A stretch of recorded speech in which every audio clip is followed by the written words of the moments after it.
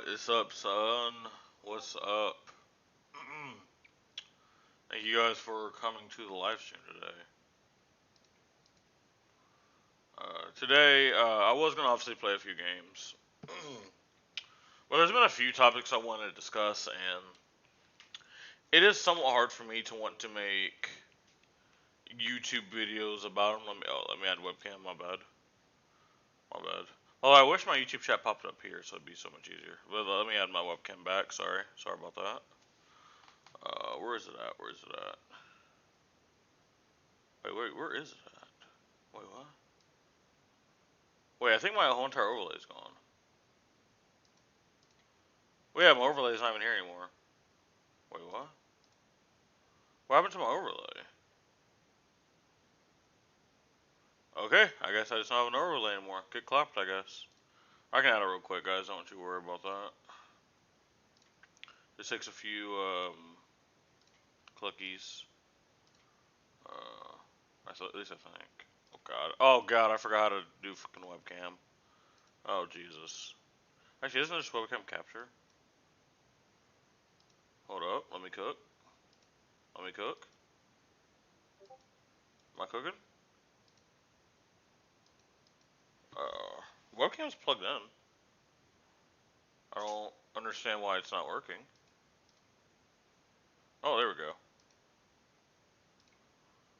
Oops, sorry, I'm a little big. Give me 1 second. Give me 1 second, guys. I didn't realize I didn't have webcam on when I first turned everything on.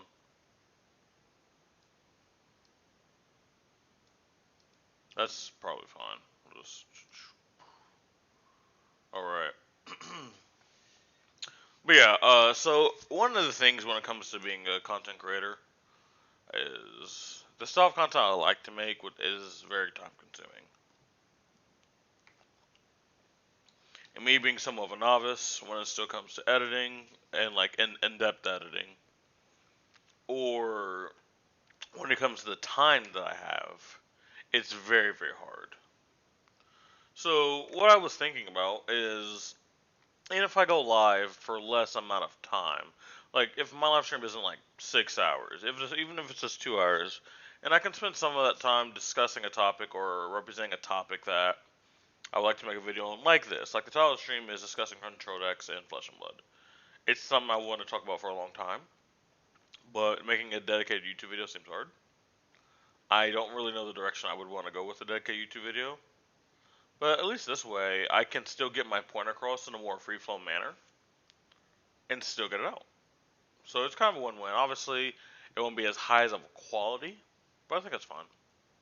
I think that's fine.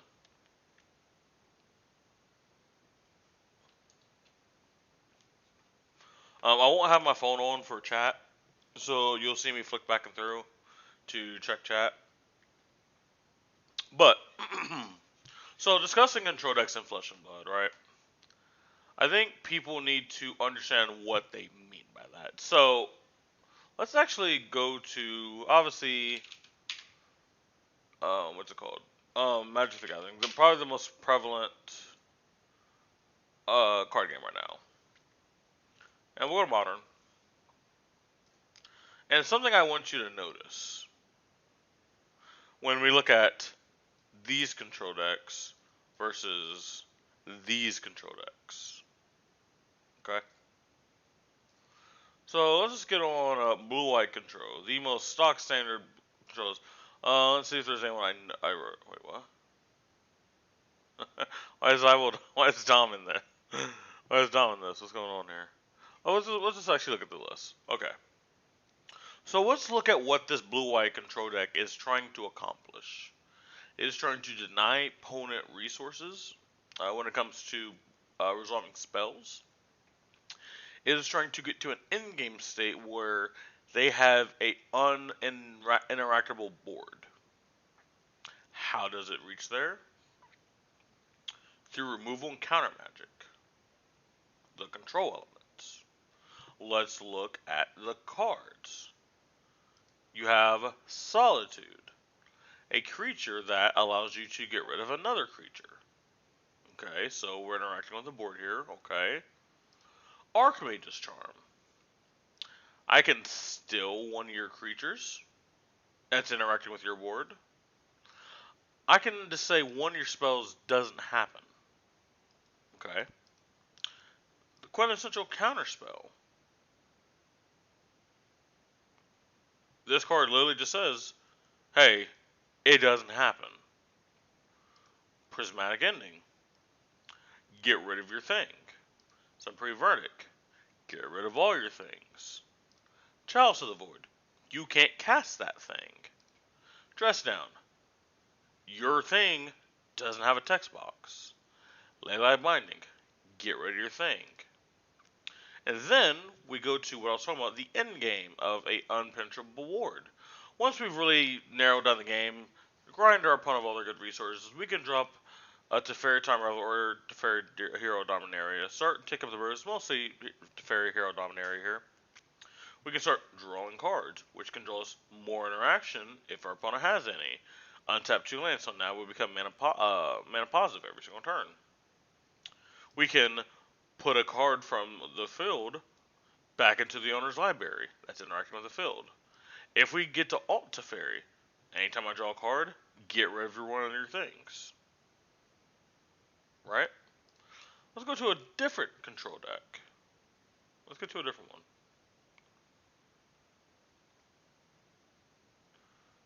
Alright, 4-color can probably... I know 4 colors changed a lot. Okay, cool. Here we go. Deputy of Detention. Get rid of your thing. Elishnorn. Give us extra triggers, which combos with things like Deputy Detention. Endurance. We'll get another trigger. Get rid of your graveyard. Fury. Kill your creatures. Omnath's not really a control card, but in the sense it can be somewhat controlling, because the 4 life gain can act as a pseudo-like counterspell or blocker to opponent's creatures. Because if they're hitting you for 3 every turn and you're getting 4 every turn, well, you're pretty much negating whatever they're doing. You're just up 1 life every single turn. Solitude, back again. Lightning Bolt. Obviously, this can be pointed at face, but this can be pointed at creatures, right? Prismatic Ending, back again. Leyline Binding, back again. Teferi Time Raveler. Wrenn 6 can act as a removal spell by downticking. Obviously, yet again, in the side, we see Chalice of the Void, Endurance, Force of Vigor. Like, we see the interaction that these decks have. We see the interaction. Heck, I can even go to, like, a random, like, not really a control deck, but let's go to mono black control. This isn't... It's mostly fits only into control, but, like, this isn't traditional control. Alright, let's look at these cards. Cool. Get rid of your creature. Get rid of all your creatures. Get rid of your creature. Get rid of a creature. Let me get some cards. Start sacrificing stuff. If you don't, I'm going to get advantage. So either you get rid of your stuff or I draw cards. Either way is good for me. Get rid of your creature.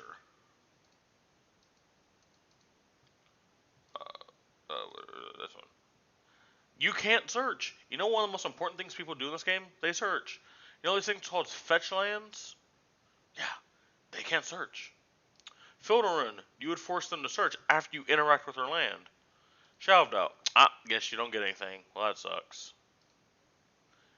Edict. Get rid of your thing. Karn. Go get one of these sideboard pieces to interact with you. Relic of Progenitus. Get rid of your thing. I do feel like the point has been made here, right? So now let's go to February, right? Out of all the decks here that we label control, because like we've heard like, oh, control Arachne, control Bravo, control Icelander, control Dromai, control Dash, right? Control Katsu, Oldhim just existing. We have heard the word control just flung around. But what exactly do these decks do that is control? In any sense of any game. Okay? Let's look at let's look at the most control-ish hero besides maybe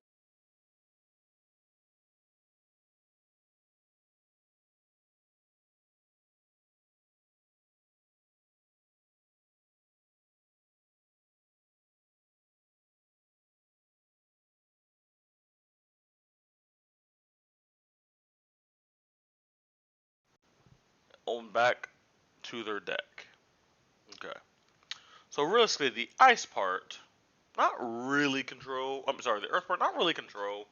Preventing some damage. I mean, you can maybe equate that to life gain, which can kind of be looked at as control depending on the context of what's happening. Not really control though. So now we look at Odom's ice ability.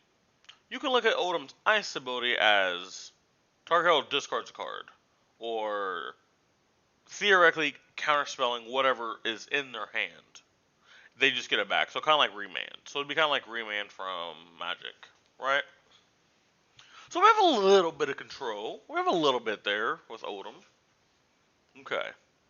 So let's start looking at some of the equipment we have. Okay, so far no interaction. No interaction. I mean blocking.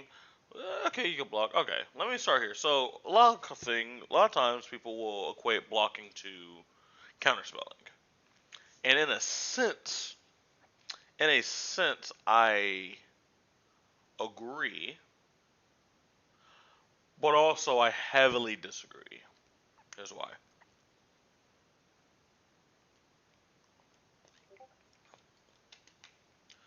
People's logic with saying that blocking is considered countering something. That would be like saying, I'm going to swing a creature at you. I blocked with it. I countered your creature. You didn't. Now, the argument in Flesh and Blood is, well, let's say every creature in Magic the Gathering had Death Touch. So if I block, your creature goes away. Okay. That logic almost checks out, but then you got to remember the context of how Magic and Flesh and Blood are played. You have things like reanimation spells. You have a ton of things that don't use the battlefield. You have just more powerful interactions, right? If I play a creature and you counter it, that's fine. But if I play a card that says I draw 2 cards and I deal a damage for each card in my hand, I think that's a little more different. Because if a card like that, if a card like that was Red and Flesh and Blood, how are you countering that? That's not really a counter. Like you saying, I'm going to Arcane Barrier some of it. Like let's just say it's a wizard card. Saying I Arcane Barrier, that's not really a counter spell. Like the closest thing maybe to a counter spell in the context of that would be an Oasis Respite. If you said Oasis Respite, it's the closest thing to a counter spell. I could kind of get behind that. Just because of the amount of applications it can just to blink something. Which is effectively what a counter spell does. It blanks something and it goes to the graveyard. Oasis Respite says, that thing probably doesn't do anything now. Another thing you gotta remember. Let's say I swing for 3. You block for 3. I go Ardor. +1. Well, now your counter spell just got. If you really want to go just metagame with it, we had a counter spell war and I won. I go Thoughtseize. I'm just hypothetical. I go Thoughtseize. You go Counterspell. I go Daze. You're like, damn, I guess you got me. Like, that would be the closest thing to something like that. But the way that happens in Flesh and Blood, it doesn't, it's just not the same thing. So blocking is not really a form of control. In the context of our game, it is the closest thing. But people are a lot of times correlating it 1-to-1. Like control and Flesh and Blood is the same thing as control and Magic. No. As a person who has prominently played control and probably the majority of the time he's played card games. And every single card game. Like, obviously, I've played combo, but I've probably mostly played control in every single format that I've ever played in any game. Control and Flesh and Blood is not the same as control in Magic the Gathering. The way you go about it is totally different. I would equate it more to being mid range, but even still, that also doesn't check. Because, in my opinion, mid range in Magic obviously has the mix of having some form of interaction, like Jund. Jund has interaction, which is like the control part. But it also can slam a Tarmogoyf and say, deal with this Tarmogoyf. And Flesh and Blood, mid range, would be like, block with 2 cards, 2 for 6. And now we're getting to a math game where now your opponent either has to handshake this and say, well, I'll give you 2 cards, send 6. And now we're both handshaking playing in this game that it doesn't actually like move the game forward. Until someone says, my hand is too below rate to be able to do this, which then the whole game plan didn't fail, your deck failed. Or someone has just a disgusting hand to where they just have to be like, cool, I'll take 6. Here is my hand that is just so above in point value to where now I either get your whole hand or now you have to do the same thing. And then when we go to that battle, it's something that just constantly just keeps going.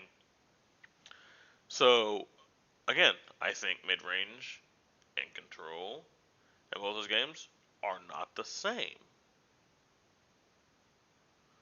And when people want to say, well, you're only really talking about Magic. Okay. Let's go to another one. Let's go to Yu-Gi-Oh! Let's go to Yu-Gi-Oh! Because the same thing that I talk about Magic can actually be looked at here. We'll go to this tournament. Tournament, top meta, archetypes. Okay. So, obviously, a lot of you guys probably don't know what a lot of these things do. Right? But, I'll give a brief synopsis. So, if you went to call Kashtira a control deck, it is maybe not in the sense of true control, it's more combo, but it has lots of elements of control. And the way it is control is by the denial of your opponent may play. So this can be somewhat like removal spells. But in a very, very unique way. Why is it unique? They have this monster here. This says anytime something gets banished face down, I can lock out one of your zones. So for Yu-Gi-Oh, you have 5 zones in the spell and trap, so you have basically 2 rows of 5. In one row, you can put spell and traps. And then in the up row, you can put... I'll put it like this. Let's say you can only put non-attack actions and defense actions in the back row. You can only put attack action cards in the front row. That will probably make sense for Flesh and Blood players there, right? Well, this says I can take one of those zones and say you can't use them. And I can do this multiple times on my turn. I can do this multiple times on your turn. So that can be control in a sense that says I am denying you the resources to be able to play. Okay? You have cards like Ash Blossom, which can be looked at as a control card. Even though most decks use it, it is a sense of control card. Labyrinth. Let's look at Labyrinth. This is more of a control deck, right? You have all of these trap cards, right? You have all these trap cards that are there to interact with your opponent and theoretically stop what they're doing. but in more of a definitive sense. Because the only way to stop what they're doing here, the only way, they don't have the ability to be like, huh, well, this can be a thing where like I auto or something. No. Is you have to be able to negate it. You have to be able to negate this effect. You know what negating pretty much is? Counterspelling it. You have to be able to counter.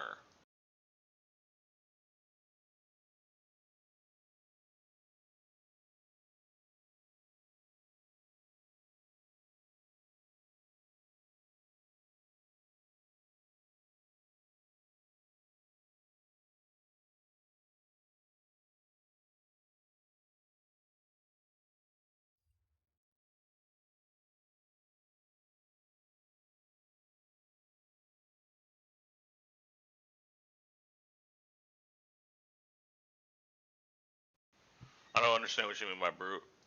Can you go in depth with what you mean by when you say brute?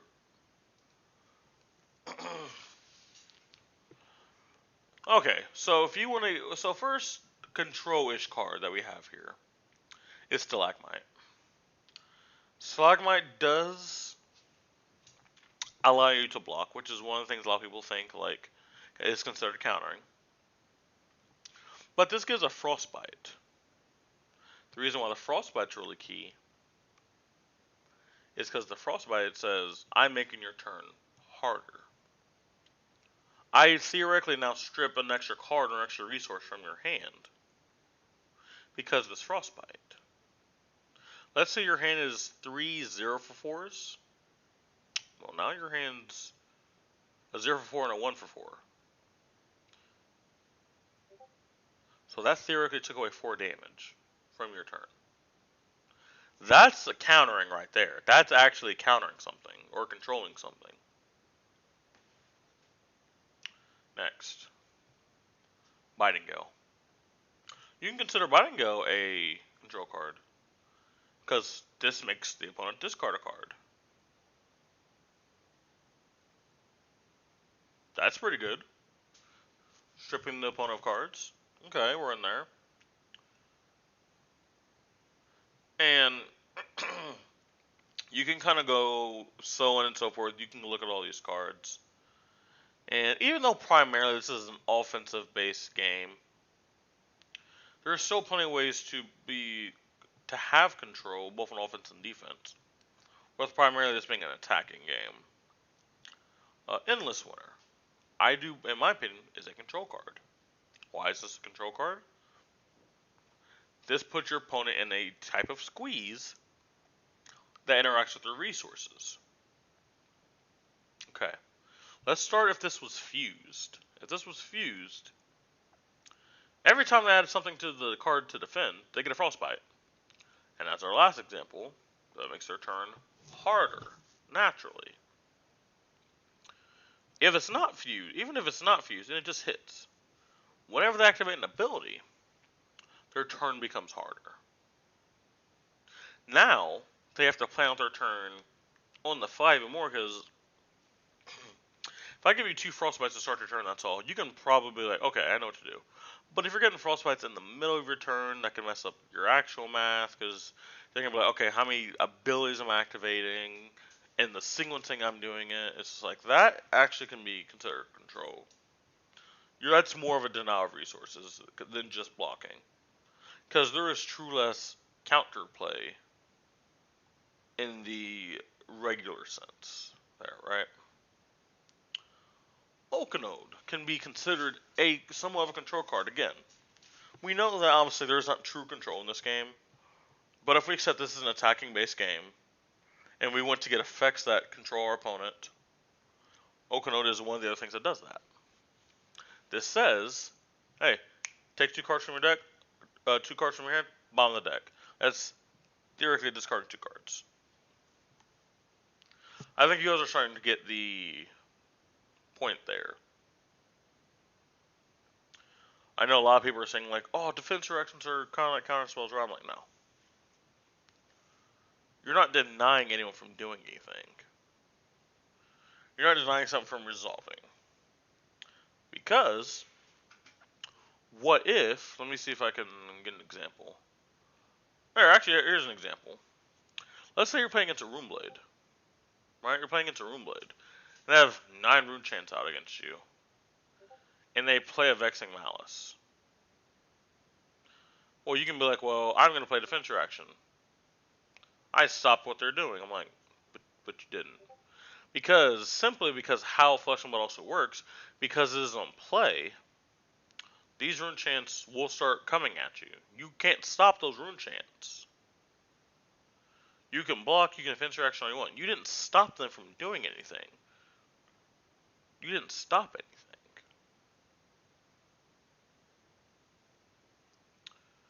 Now, the other hero is, I think you guys kind of got the point there. I think the other hero that a lot of people would equate to Control, and I do think this hero does actually lean into it a little bit more, is Iyslander. But Iyslander is pretty much all about disruption and denial of resources. Like, you can just look here. One of the first cards you see. The next card you play this turn that deals arcane damage. When this deals arcane damage, destroy a frozen card. So let's talk about what a frozen card is. A frozen card is this card cannot be activated or played. Period. Okay. So I froze your arsenal card. You can't play your arsenal card. That's kind of like counter magic. Maybe delayed counter magic. It's like that's kind of like a remand, or I forget what the counter spell is, but you put suspend counters on something. I don't 100% remember. It's like a commander card. But then you have the ability to actually destroy it, which is a true counter spell or like a discard spell or something. Okay.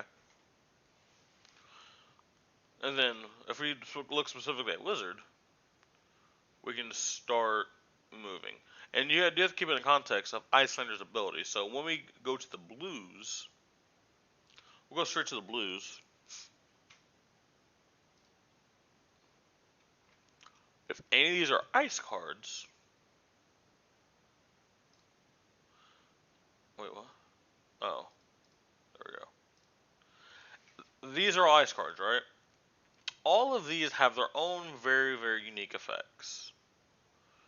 But they also have an additional line of text on them when you're playing Iyslander.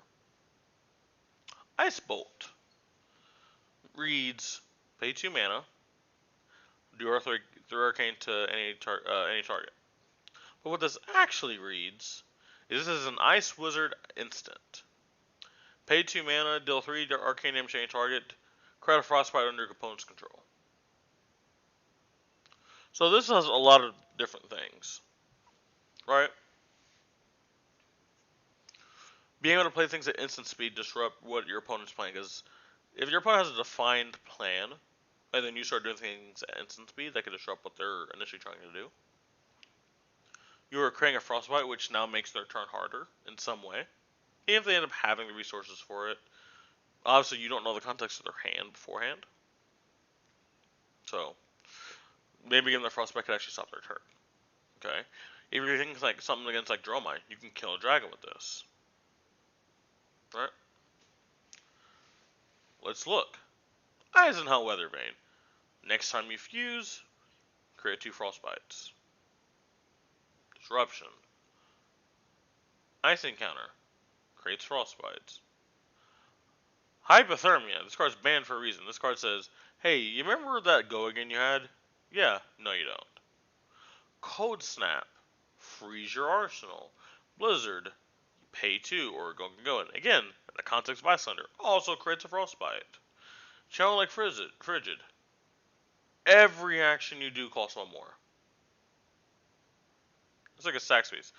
Channel the Weak Expanse. You can't draw cards, reveal cards, or search cards. Discard a card unless you pay 2. Discard a card. These are true elements of control.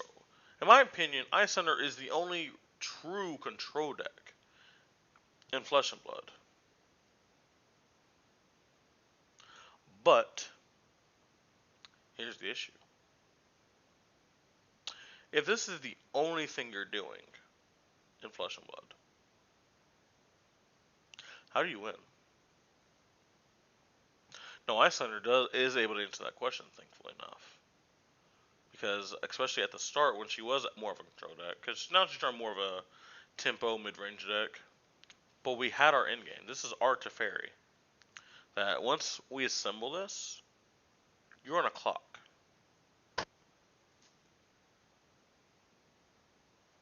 This was our Teferi. That's all we have. Block with 2 cards, attack for 6. So that's more, like I said, that's more mid-range, not really control. And that kind of goes to that leveling process I talked about earlier. But, yeah. So like I said, if you really want to talk about a control deck in Flesh and Blood, you can only look to Iyslander. And then when you look at Iyslander, you only have certain builds of Iyslander that can be considered control. Right? I would love to have a hero that is solely about control. Because, like, let's look at this. I'm actually really glad this is right here. So let's look at this. This is labeled Control Viserai. So what do you think, because of the context of everything I've said today, what do you think this deck does a lot? Yeah, this deck blocks. And that is what we consider control in Flesh and Blood, is blocking, like, a lot. Which, like, if you ask any other person that plays in the game, like, how do you block? I block with all the creatures that I have on the battlefield. That's the way I control the game, and they're like, you're insane. But yeah, this is a version of control. Just blocking. Building up to a big crescendo. Building up to that Teferi. But again, this is not really true control. Control Dash, my signature deck. How is this control? There's a lot of block 3s there, a lot of defense reactions. We block a lot. That's considered control. Now, this is not to persuade people to not block, just because it's not considered control. I just want people to understand the labeling of the words that we're using. Will I continue to use the word control? Yes. Will you continue to use the word control? Yes. But just understanding what it means in the context of Flesh and Blood, and it's not the same as other games. That's all I kind of wanted to go over when it comes to that specific topic.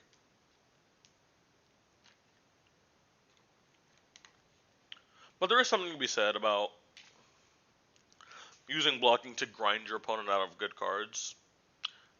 And that is one of the reasons why I tell people, like, I don't care what deck you're playing, even if you're playing a deck that searches, pitch stacking is very important.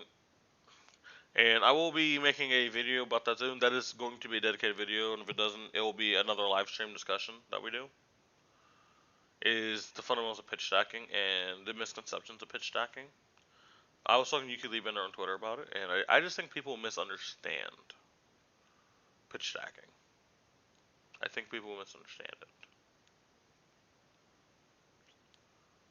That's all I wanted to discuss when it comes to that topic. I'll probably cut this up and make this into a YouTube video because I think it's a good discussion. If anyone's in the live stream and you guys have any thoughts about that or any topics you guys want me to go over, just let me know. But I've been just playing and testing a lot of decks. Actually, we can play one of the few decks I consider control, and this would be Tall Ice Lexi. Because it is all about denying your opponent the ability to play the game. It's also a really cheap deck, Jesus Christ. I finally actually got my Shock Charmers. So the only parts of the deck I need is... Oh, that was extremely quick. Azalea? Oh, hey, say less.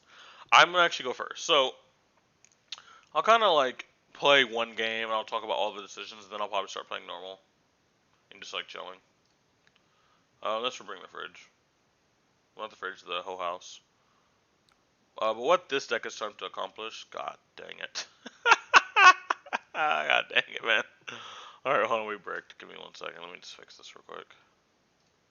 God dang it, man. Probably want to keep the resource card. Probably just get rid of the lace. Do we get rid of the lace? Do we get rid of the resource card? And we're drawing off death. No, we keep the resource card. Get rid of the lace. Flake out. That is fine. There is an argument to keep lace there because I have the two floating, but I don't know how this turn is going to look in terms of resources, so do want to be mindful of that. If I can get a disruptive effect, that would have been cool. Unfortunately, I did not. So I get punished by getting rid of the lace there, but that is fine. So here we'll start with Weave Ice. Weave Ice just makes this taller, and we're just going to have a really taller, so at least when it comes to the life lead, we will be starting out with it. But unfortunately, it's not paired with any disruption. Yeah, we get punished with our only arrow that doesn't offer disruption, and we got rid of our only on hit. But again, I didn't know what the context of the turn was going to be. Alright, so we're going to be dealing 6 here. That's fine. It's a turn 1. We went first. We still get an arsenal. I'm very happy with that. We got rid of a melting point, which is a very big buff. And we're going to be doing lots of no blocks. So prepare for our opponent just to goldfish against us. Okay, well that sucks. Hopefully, if there's no buffs with this, I'm just going to block it. Okay, well that's a buff. It's coming for 8.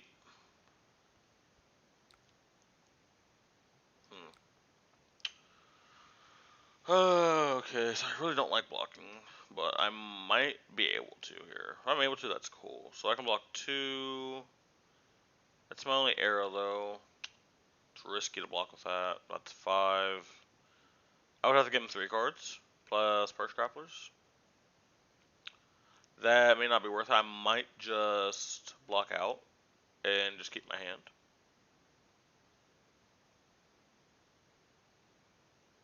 Yeah. I'll just block out and keep my hand. It does suck that I pretty much got mill forward there. Red Ledger is one of the few cards that I just can't fight through. I will not actually flip up Lexi. I don't think with 4 cards in hand that the one Frostbite will end up mattering even with an all red hand because of something like Death Dealer. Infecting Shot is definitely something we can take. Unless they make it like maybe like 12 plus, then we'll block, but I'm actually hoping they dominate something. So I don't have the ability to block.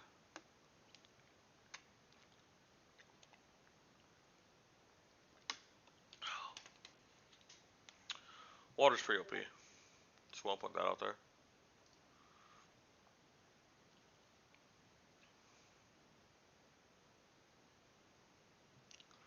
Where's this deck in actual real life? I got it right here. I have this deck that we're playing right here. Alright, I get information. Lace of Blood Rot. Oh, cool. They can't dominate. Well, yeah, they can, because they can Azalea than Death Dealer. But the deck that you're seeing on screen is right here. Right here. This is my custom Lexi Altar by Mara Faris. Hope you guys like that. Let's see if you actually make sure you guys can even see it. Give me one sec. Make sure you guys can see it. Yeah. It's pretty sick. I like it. I like it a lot. Seek and Destroy. Lace with Frailty. This is actually perfectly fine. We can use all of our mana. I'm just gonna send it. I am banking that we draw Disruption at some point. We don't, we're in trouble. Alright, we've got Tunic on 3. Activate. We'll start with Reed. Red. We don't want that. Alright, we will Tunic. Cold Snap. Target you. Fortunately, they don't have a card in their discard, or in their arsenal. Alright, boom. We get a piece of Disruption, which is exactly what we needed. Exactly what we needed. Frostlock would be cool here, but I'm just going to look for the send the Blizzard Bolt. So we'll pitch Frostlock. Little Blizzard Bolt. Okay, we'll have plenty of ice, which is cool. Let's see, we'll play Ice Quake. And then we can go Blizzard Bolt, Pitch Blue, or Shoulder Blue. Because I plan on Archon the yellow. And then I have Shock Charmers. I actually have 2 Shock Charmers activations if I really want it. But this arrow is coming in for 3, 6, 10. It's unfortunately not dominated. We didn't draw a Weave Ice. But this is 10, which will require 3 cards.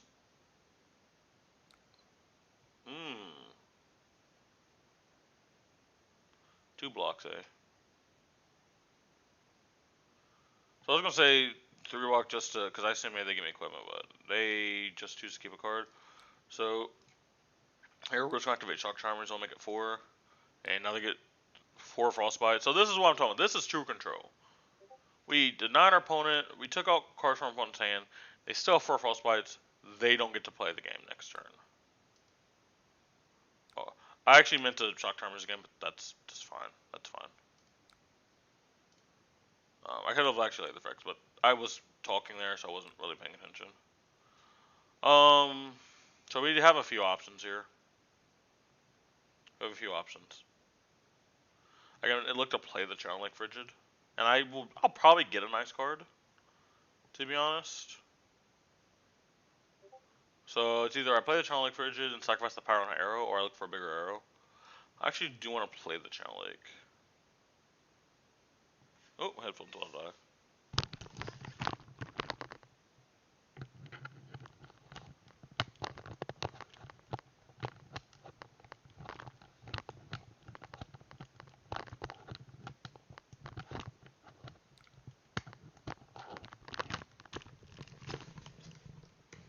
Alright, boom.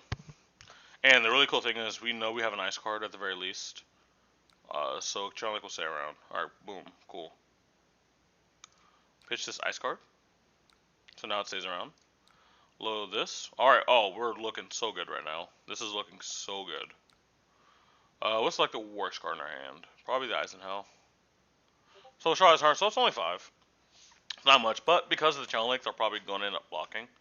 So now we have an option. We can filter some of these cards out for free. Here's what we'll do. We'll keep the Weave Ice for the Dominate. Definitely. And I'll also keep the Icequake in case we are up on resources. Alright, boom. This is a fantastic hand. This is such a fantastic hand. This is probably a turn off Sun Frostlock. Alright, so they have channel. Alright, boom. Bam. Can't do anything. And this is what this deck is here to do. This is all this deck is here to do.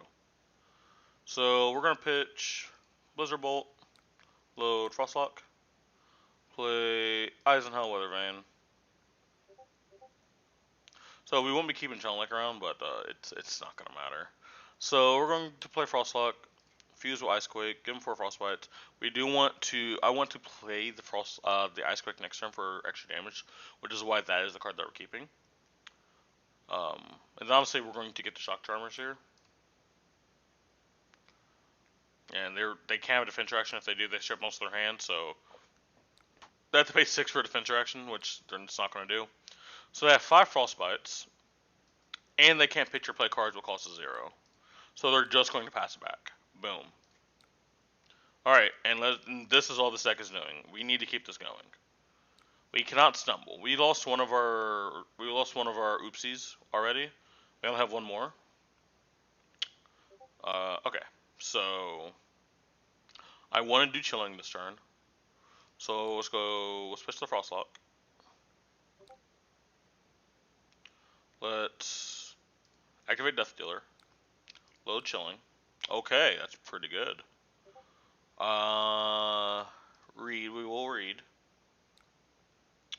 Let's read. I like seeing Weave Ice. I really like seeing Weave Ice. We have the option of 3 of a kind, just to make this arrow massive when it comes to pumping. It won't be, what's it called? Doesn't have Dominate. Actually, it could. Actually. We lose the on hit. But Is it worth to give this dominate? And then 3 of a kind? Because we're getting an ice card. Let's actually try that. I want to try that actually. And here's the thing. So they already have a frostbite. They already have a frostbite. Polar Blast, if they pay for it, strips a card from their hand already. So now if we send 10, we get their whole hand. So no matter what, this is a very win-win. We're time walking them again. Wouldn't be surprised if we do see a concession at some time. Alright, are we paying? Oh, we're paying. Fucking cowards. Alright, this is where we activate Tunic. Activate 3 of a kind. We'll get their ice card anyway. So now, we pitch. We show this Weavice. So now we come in for 10. We get the whole hand. We'll still deal damage, which is just busted. We'll actually play the Pulse, because I do want an extra Shock Charmer's activation here. Just to push a little extra damage, because I can. Alright, boom. Flip this over. Pulse. Alright, we're going to have a very large arrow. Activate Death Dealer. Pitch Chilling Ice Fang. Load Chilling Ice Fang. Hopefully get a resource card. Okay. We go Lace. We go boom, boom. Weavice. Alright, 12 go again. The go again doesn't matter. But we have 12 on-hit Blood Rocks. Discard a card unless you pay red. You already have a Frostbite. And boom. We get their hand. Yet again. Now, this time they'll probably be able to mount some form of offense. Oh, wow. Wait, they let it hit. Why didn't they block? Wait, oh, I guess they want to keep it in their deck. If they have like a knock or something. That's probably fair. Boom. You see what this deck does. Now, again, this is a very glass cannon deck. It has to do this every turn. The turn it doesn't, it just falls apart. As you see, we're just slowing right now. We're just slowing. Oh, whoops.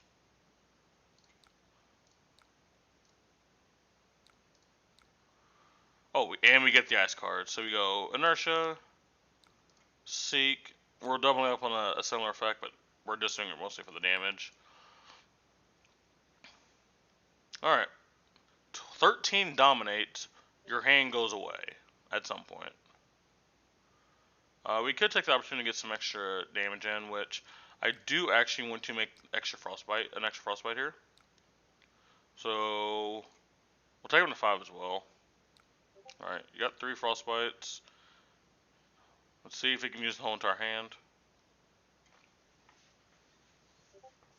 Like I said, I would have liked to keep the... Oh, wow. Oh, wow. Go again. 5, wait, was it a 5 draw card? Oh, yeah, snaps. Alright, this is your chance. See what you got, player. We're going to need to see probably red in the ledger. Huh? Wait, what? Oh, they didn't mean to play it. They meant to flip it. Oh? Okay. Alright, let him cook. Let him cook. Let him cook. Let him cook.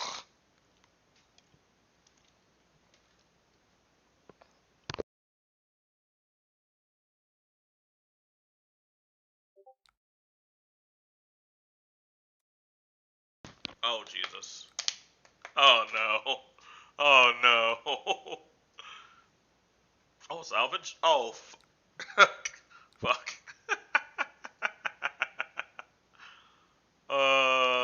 Three, 5, 7, 9. Yeah, I can only block 9. Fucking rain razors.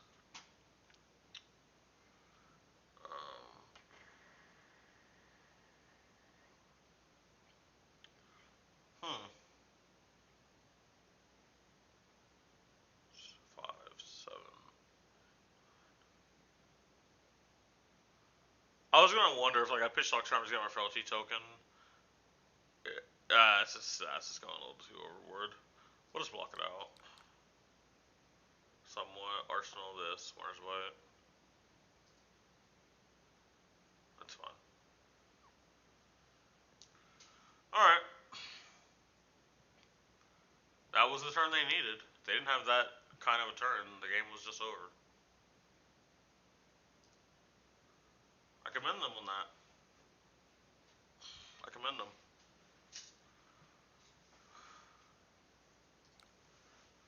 Alright.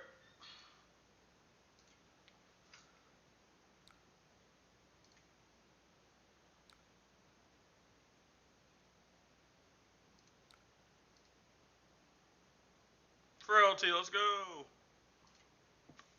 That's the one I want. That's actually the one I wanted. In case I have to block again, it's gonna be a little bit easier. Probably doesn't hit a breakpoint. But like now we just clap them. They feel pain.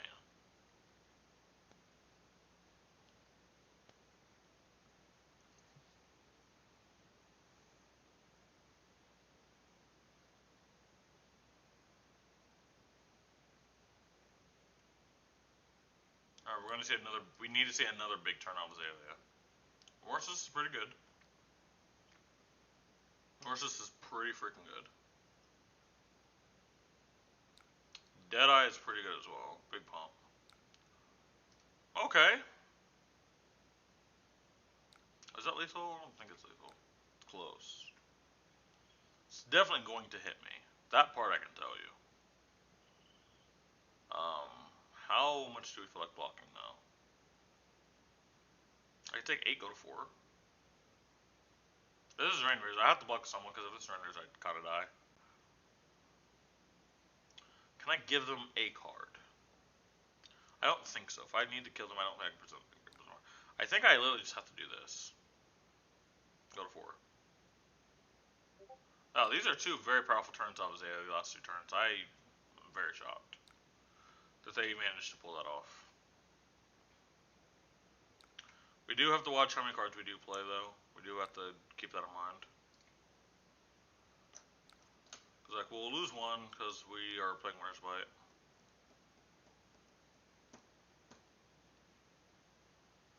Maybe, I wonder if I just play the Channel Link and pass. Actually, let's do this. Do this. Ooh, I go to, hold on. Hold on. I might just send it. No, sending it exactly kills me. Oh, it sucks. Sending it exactly kills me. Well, if I use both pumps. Let me think here. So they're already down a card. Channel Lake takes me to 2. Playing the arrow takes me to 1. I don't like going to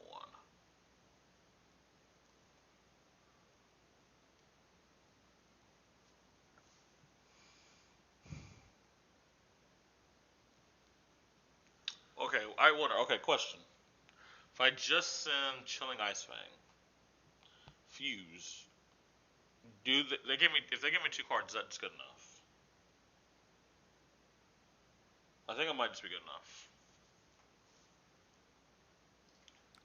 Yeah, it might just be good enough. All right, they gave me 2 cards. Good. How's this read? Yeah. We can actually get rid of some stuff here.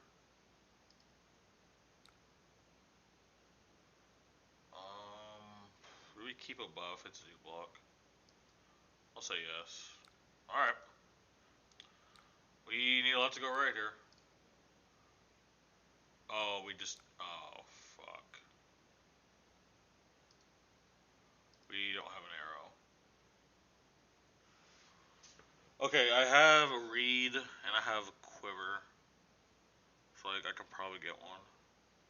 It's very scary though. Because the arrow's going to probably. Oh, I have a tuning, so I can block 4. That's about it. I can block 4. Codex. Oh, it's get remorseless. They got red in the ledger.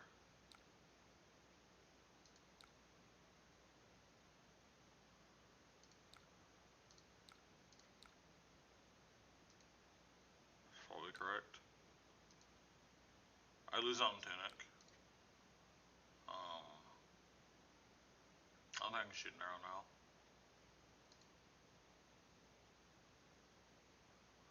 I have to blind flip, I think.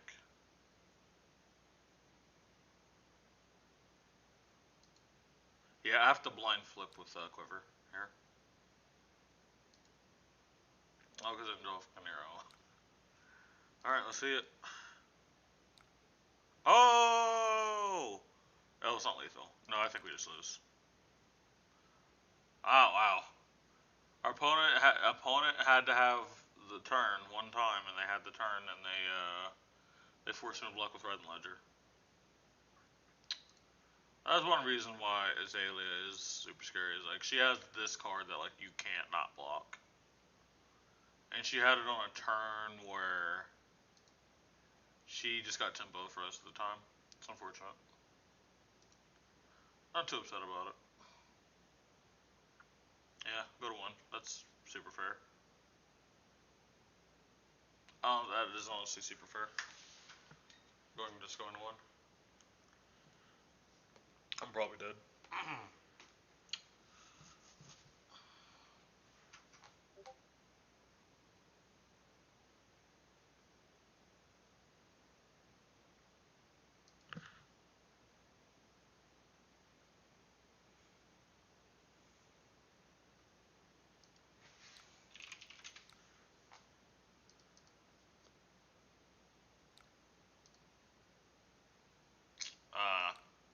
Oh,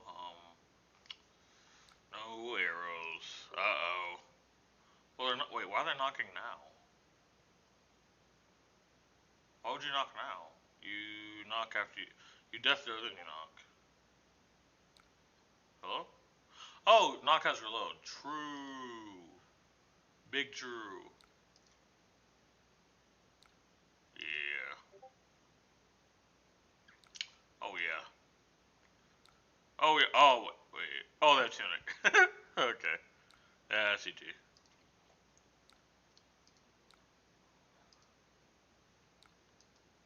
That's what our deck does all the time. It just slightly less busted.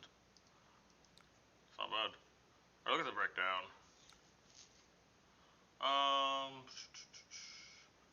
As you can see, they had 3 really big spiky turns, but they also had a lot of turns where they didn't do anything. And it was a turn that they were actually able to do something. They were actually able to chunk, like pretty wig. This, you see low damage on most turns. These are just turns that we time walk them. These are just turns we time walk them. And they actually couldn't play the game.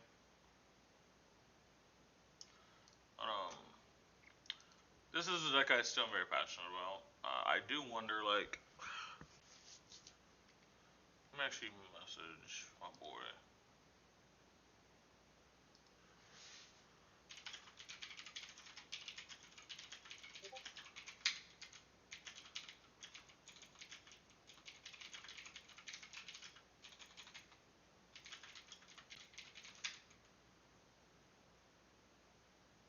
Yeah, so the guy you guys just see me message is the guy that I worked on this deck with. Me and him have slightly different lists. Like, I'm on Plague Hive, and I think I have another difference. What is the other difference? There's another difference between our lists. I just don't remember what it is.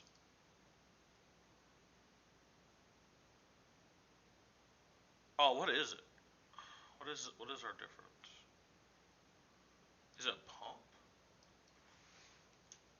What is it? It might be a pump.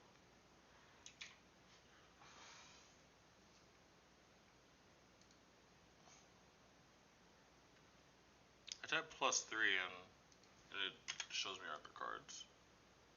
I don't understand.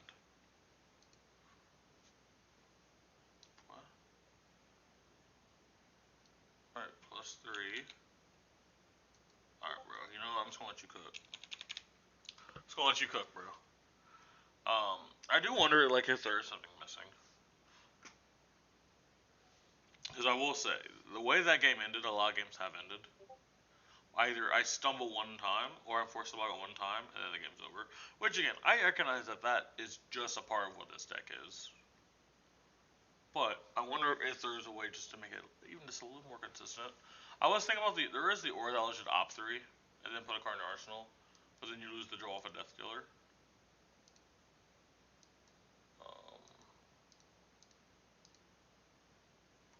There we go.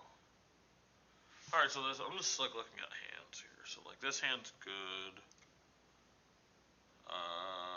This hand doesn't have an arrow. So it relies on 3 of a kind, which it would have drew here. Then you have another 3 of a kind. So after, yeah, you would just keep flowing. Oh wow. Oh wow. Wow, yeah, all these hands are just busted. Except that, yeah, even that hand's like really good. Alright. Alright, if there's anyone saying, what decks you guys want to see? I'll give it like a minute or two, then I'll probably just play some random crap. No, I want to play some random crap now.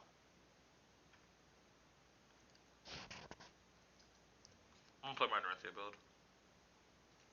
One of the bigger winners of Oldhim leaving. I even got the old Shatter tech.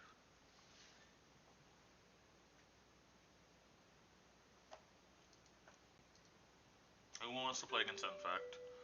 Briar. I'm gonna put the Briar first.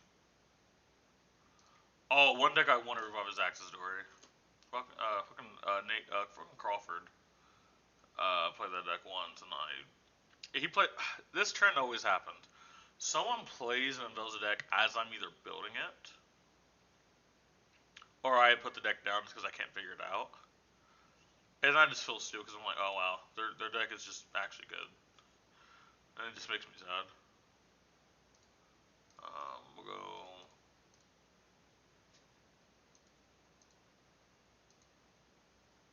1 second, right?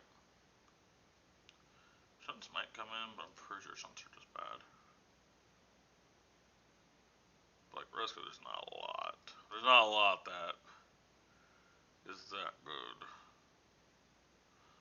If we put a Nourishing Impotence, it kind of rewards their equipment, but like, alright, what am I doing that? And then maybe, oh fuck.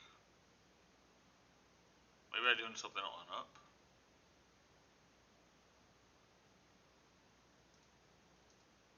Okay. Alright, the shunts are just bad. Shunts are just bad here.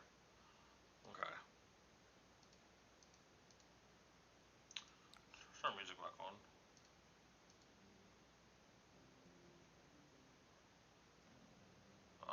Oh, I gotta turn on my.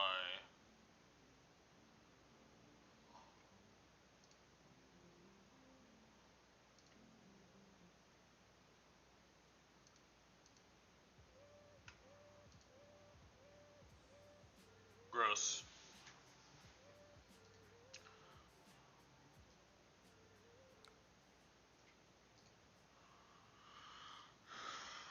Alright, I know they got a Lightning Surge. They're off with the Lightning Surge. 7, we're probably still okay with blocking 2H.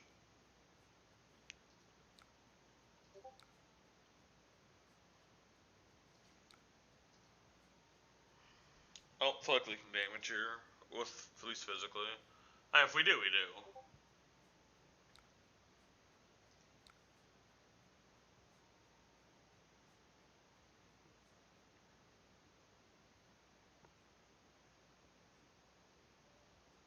They really want to make the embodiment. I'm gonna deny the embodiment. All blocks are 2? What the fuck? It's busted. Yeah, I'm just gonna deny the embodiment.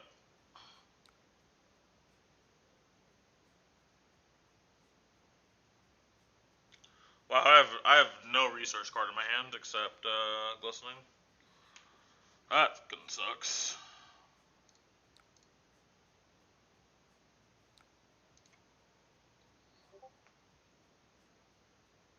I just pray that we get rewarded here. If we don't get rewarded, it's pretty bad. Or we get rewarded.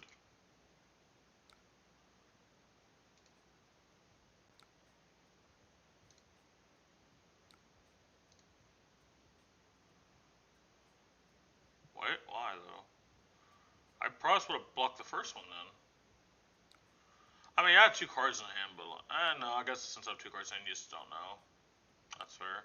You gave up Crown, which is, hey, it lines up pretty nice, I'm just gonna say. Yeah, so 5. And my wind and rain. They fixed the card in their hand. I can search from arsenal. That makes sense. I'm gonna be real. We're just gonna start gold fishing here, and someone's gonna die. Oh, that seems pretty good. Oh, that seems like really good. Okay, what do they give though?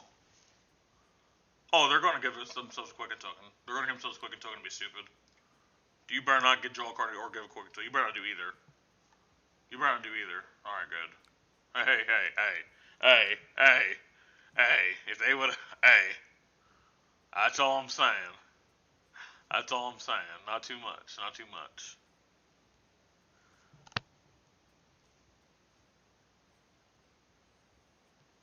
The unfortunate thing is just because the resources in my hand just hate me. I can't CNC and Warrior's Valor. Maybe I just keep the CNC? I guess. Pitching this also makes them maybe not think that that's a CNC.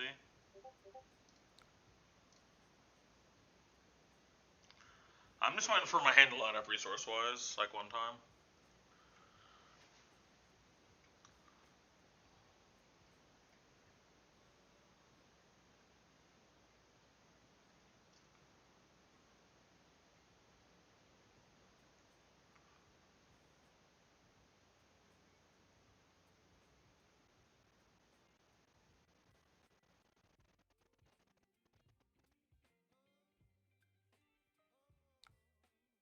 Oh. Okay.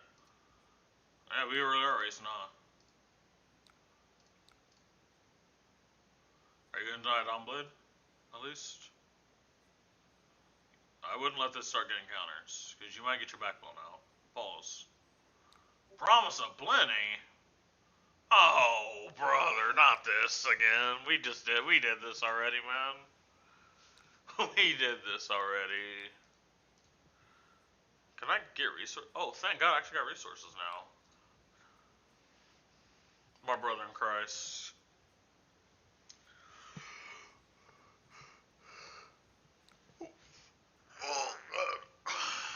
My chair comes in soon, I'm so excited.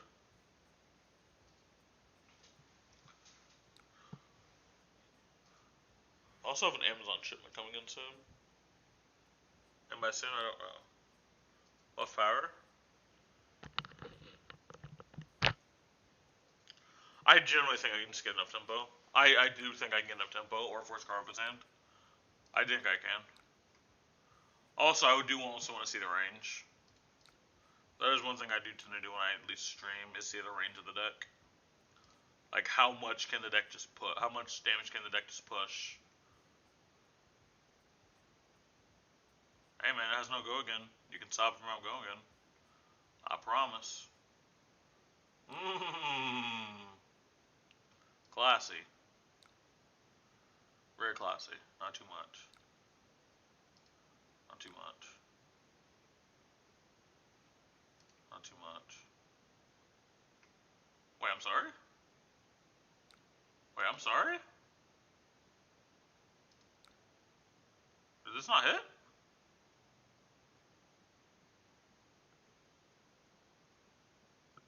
Did I just miss something?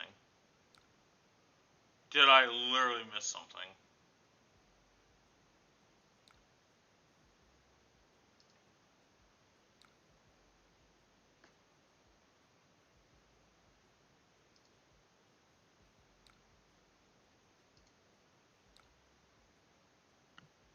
What the f was that?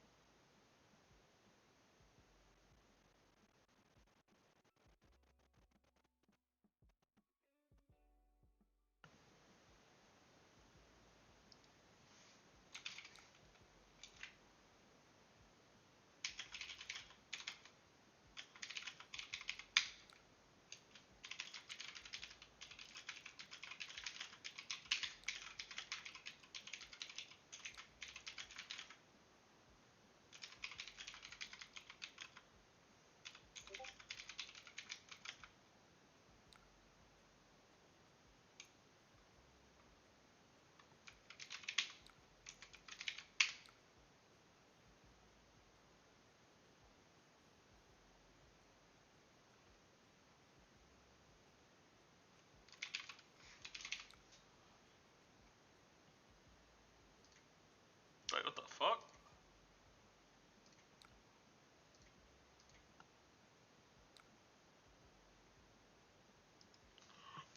Bruh.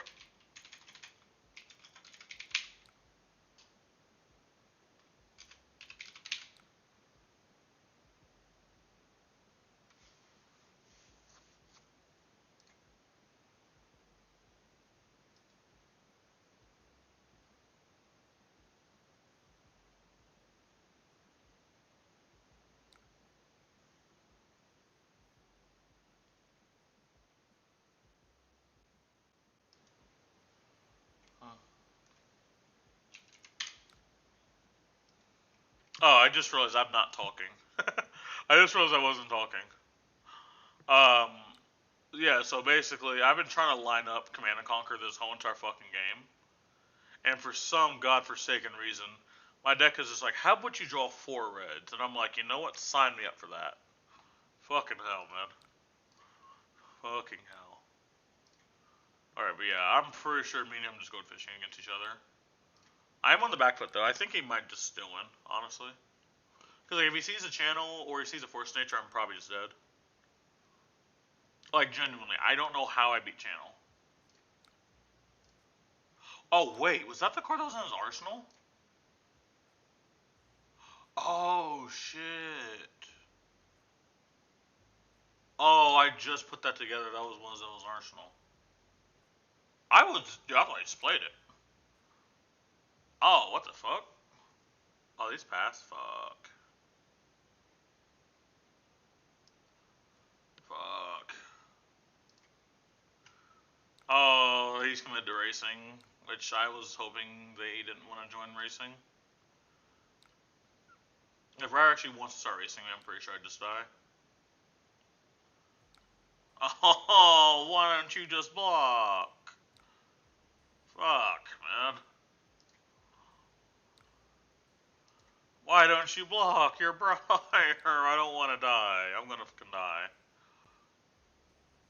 Oh, God. Okay. Alright, no channel, no force. No channel, no force. Also, no Bramble Spark. That's also, I hate that because I don't have Arcane. God. Oh, and it's another. Oh, it's another. Oh, God, no. No, no, no, no, no, no, no, no. Okay, just don't play the amulet. Don't play the amulet. Don't play the amulet. Don't play the amulet. Don't play the amulet. Don't play the amulet. Don't play the amulet. Just don't play the amulet. Don't play the amulet. Don't play the amulet. Please, for the love of God. Okay, okay, let me. Okay, I'm cooking. I'm cooking right now. Okay. Oh, fuck. Oh, fuck. Alright. I think we're just dead. I think we're just dead. Wait. Oh. Okay, so here's the issue with give and take, right? I block it with an action card, they just get... I get an action card? So if they have, like, Lightning Press, I just get my backbone out. Is this what it's for? I'll take the resource, honestly. Singing Stillblade's cool in Arsenal, but... I literally even seen this fucking amulet, and I want to cry right now. I want to cry. I got so caught up in not giving them a card, I just got blown out. Fuck. Oh, I think I just die. I think I legit just die now.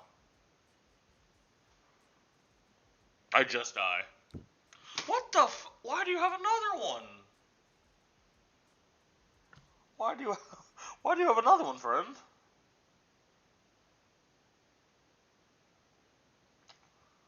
I think I can't block at this point. I don't think I'm allowed to block. I don't think I'm allowed to block.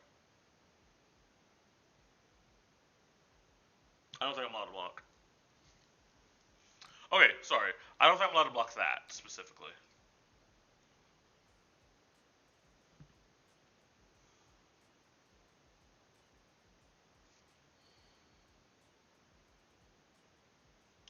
Like, if I block that specifically, they get to sub their deck, and then if they get damage again, they just get to draw that card. Like, there's just no way. There's no way. But I think I'm just dead. I think I'm just dead.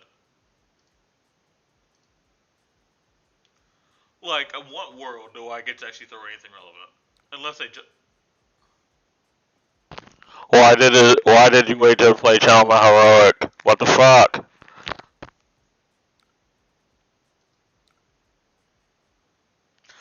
So I'm alive. I shouldn't be alive. Okay, so I thought that was gonna be like a snatch or some shit. I think I can win now. I didn't expect the turn to end like that. Yeah, I think I just kill.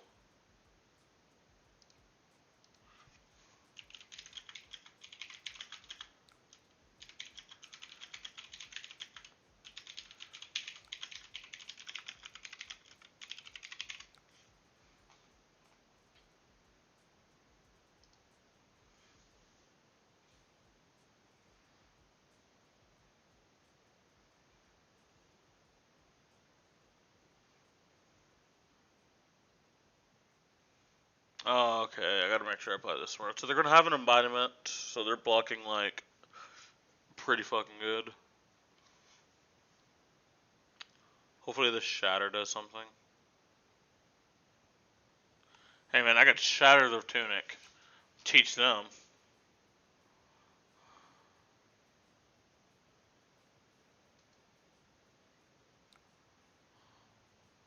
Um.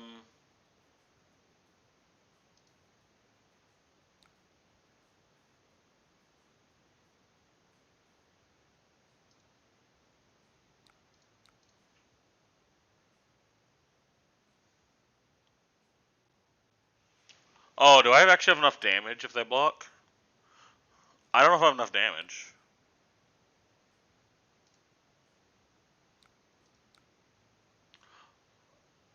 I forgot to. Well, I don't give a fuck anymore, dude. I'm just tilted. I'm tilted. Ah, fuck, man. I mean, this only pushes him to 3 if I play it. It doesn't actually change anything. Wait, do they not have... Hold the fuck up. Hold the fuck up. Wait, do they not have... Oh, wait, what's their hand? Can I just give them 1 card? No, I can't. No, I can't. Wait, 3, 4, 5? Nah, I have to give them 2.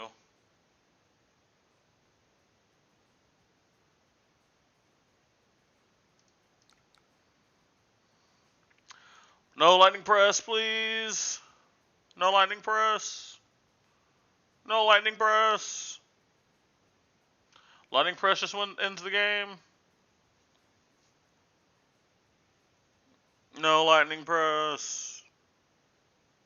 Oh, no. I mean, it's not lightning press.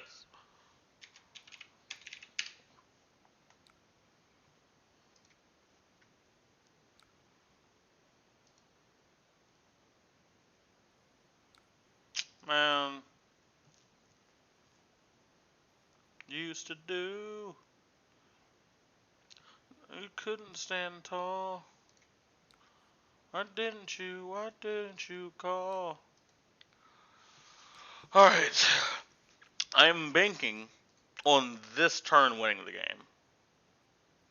I'm banking on this exact turn to win the game.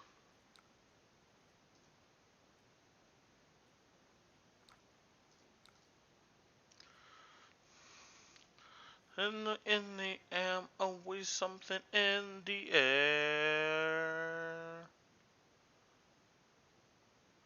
Inexplicable, I can feel it in the air. I can't kill you.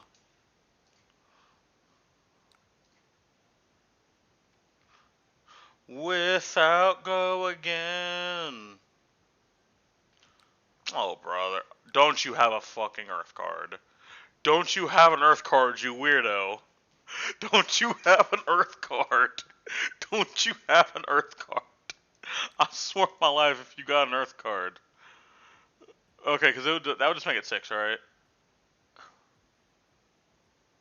Don't you have an Earth card? Don't you have a Lightning Press and an Earth card combined in one card? Oh, Rosetta? Please don't be a real attack. Ah, that's so good. That's so good. I think I'm fine, but that's really good. That was a really good play. I'm relying on him just drawing 4 Gargantuan Tomes and the game crashing.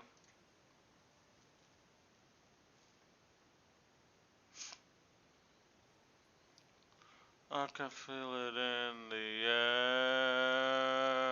Can you feel me? This is hard. This is a hard block for him. Let me mute the music. This is a hard block because this is the reason why.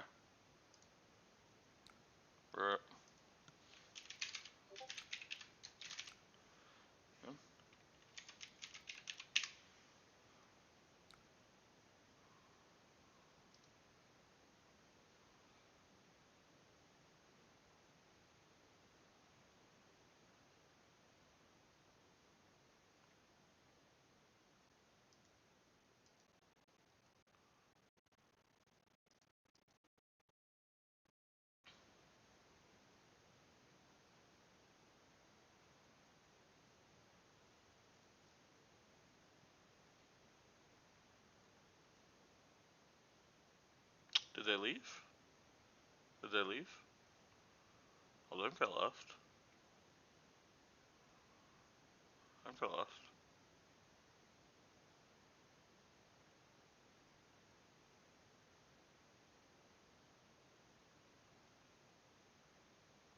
I think they're dead. Okay.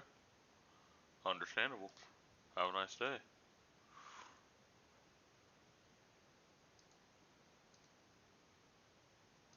Huh?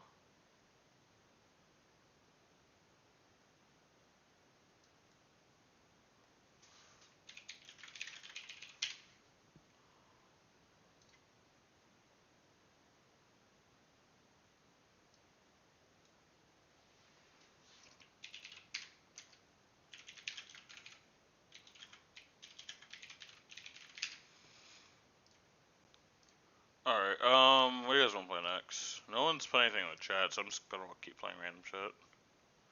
Dude, you guys want the Bolton game? Oh, you guys want the old Bolton game? Dude, I'm excited and not excited for Bolton. So, what people are predicting. So, I'll talk about what people are predicting. I'll tell you what my thoughts are.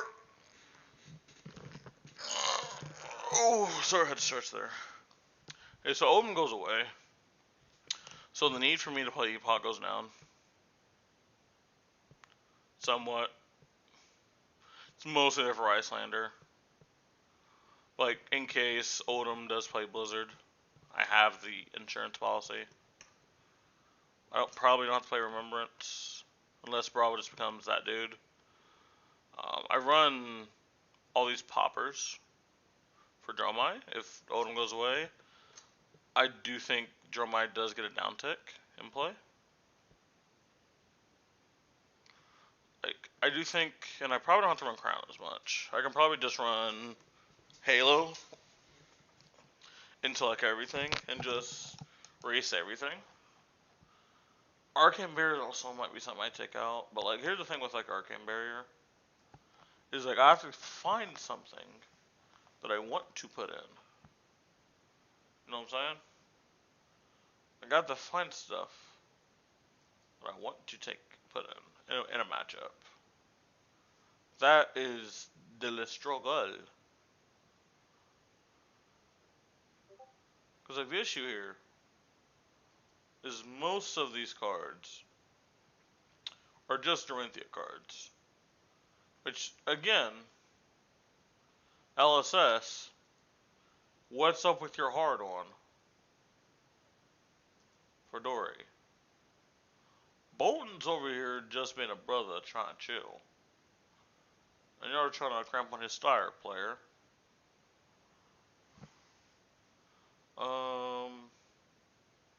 Wow. There's just like nothing we could add.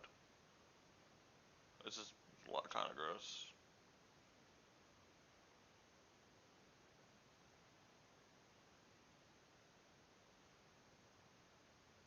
Also, there's games you guys want me to review. I got like 2 hours, I think, until I gotta leave. I got like 2 hours if you guys want me like to review a game as well. But yeah, like there's nothing much better we can put in here, TBH. So yeah.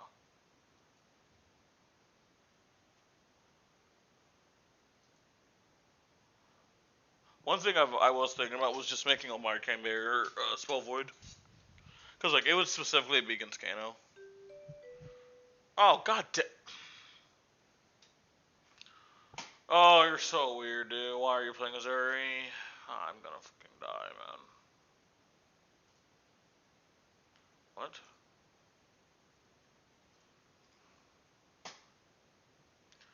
Why do I wake up in the morning? I've yet to figure that out.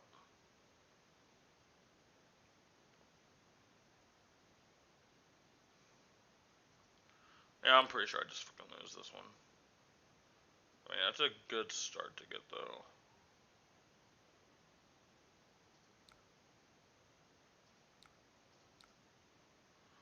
I get 2 cards, and so I do want to pitch the CNC because that's actually something I unironically want to see later.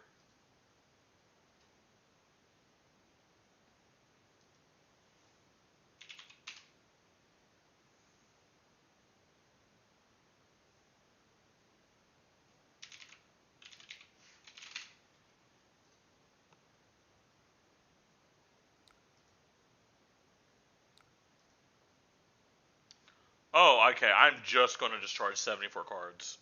Okay. Let me cook.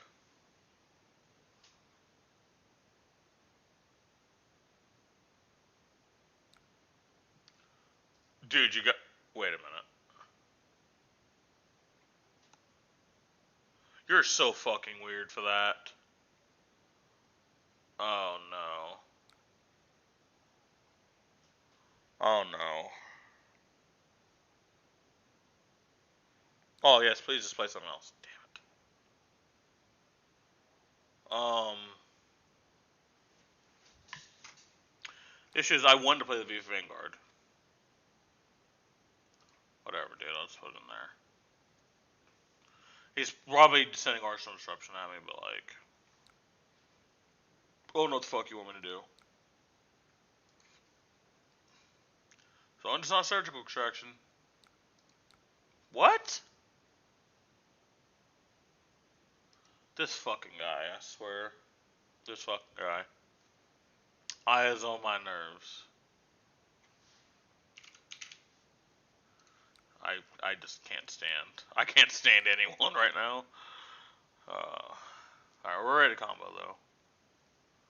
We are ready to combo. The moment we get something. Still have Crown as well. Probably Crown on the turn that I can pop off. Just for the additional resource card. I don't know why we sunk below there, but if I draw a combo, you just get punished. You were extremely lucky, sir. Oh, Speed Raise Bite. Here we go, guys. Here we go. I'm also not going to Arsenal this Luminous Engine. If I don't have to. I mean, okay. Like, I would rather just have them off my hand. Make sure I'm going to combo off. This is like a prime sync blow, TBH. Like, I wouldn't doubt... Oh, if this is what they're doing, then, like, they probably don't have a buff. And if they were to, they would have to nerf Scalpel, like, now. They would have to flick down nerf Scalpel me now. Which, like, I think is so much more value for me. I don't care about drawing. That's cool. My turn. I value the, whoops. Wrong one. I value the damage here now. I have plenty of cards in Soul. I just want to throw the highest on rate charge every turn. Cool, we got a card on him. That's cool.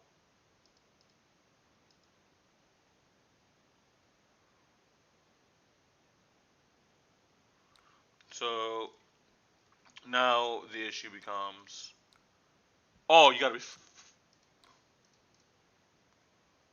fuck. Well, I guess the cat's out of the bag. The issue now becomes, every person who works on disruption requires me to give them a card. For the most part, it's not fantastic. All right, you gonna Missouri summon dog?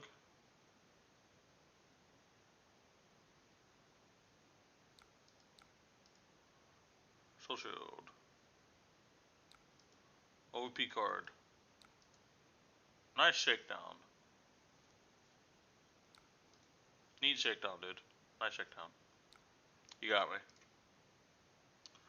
Dude, Bolt of Courage, draw Luminous Engine, or Beacon of Victory. Oh, or actually probably for Beacon. Actually.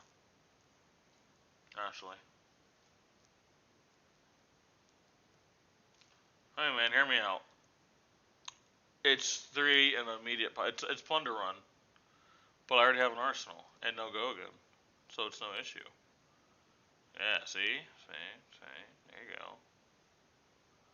All right, still haven't seen a second combo piece.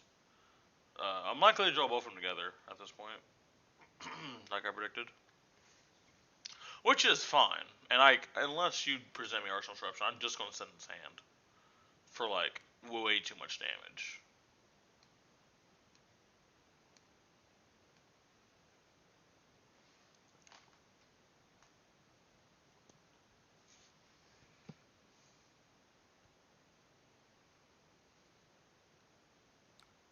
Oh, we're double pitching a red. That seems like it sucks.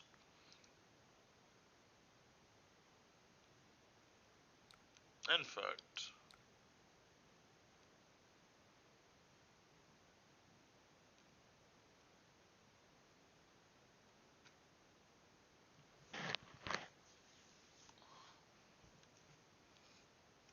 Just kill the Arsenal and go fuck, dude. Just go ahead and do it.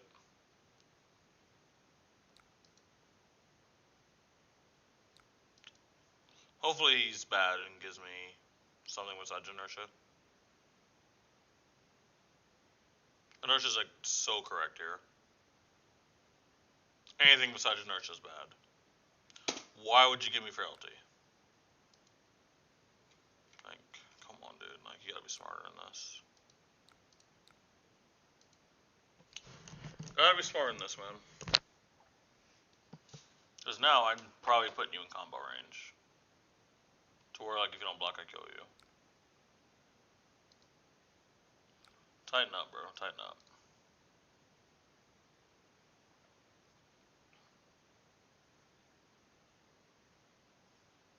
Seven. Thoughts?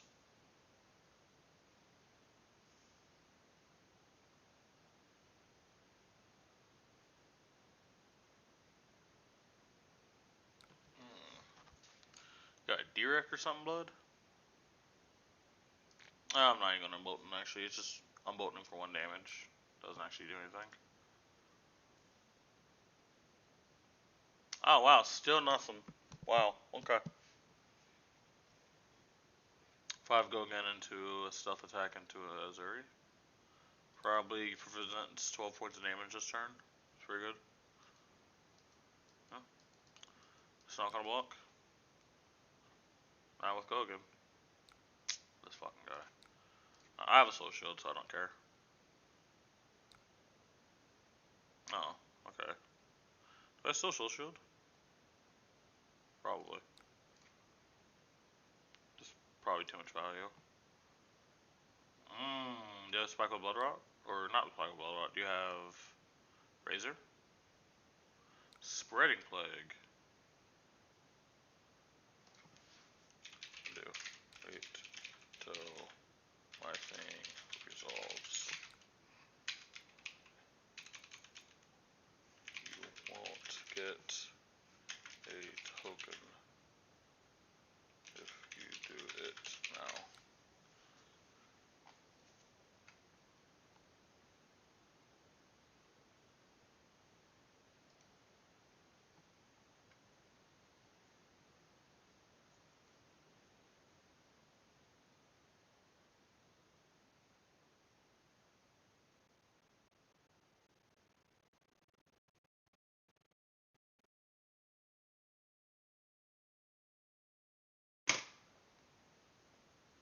Alright, bro. Alright, bro.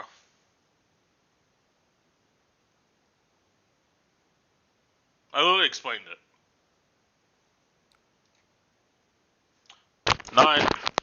Nice Blood Rock Pox tokens, you fucking cow. You fucking cow. I literally explained to you how the card works. I just... Some people just don't want help, I guess. I don't know what to tell you.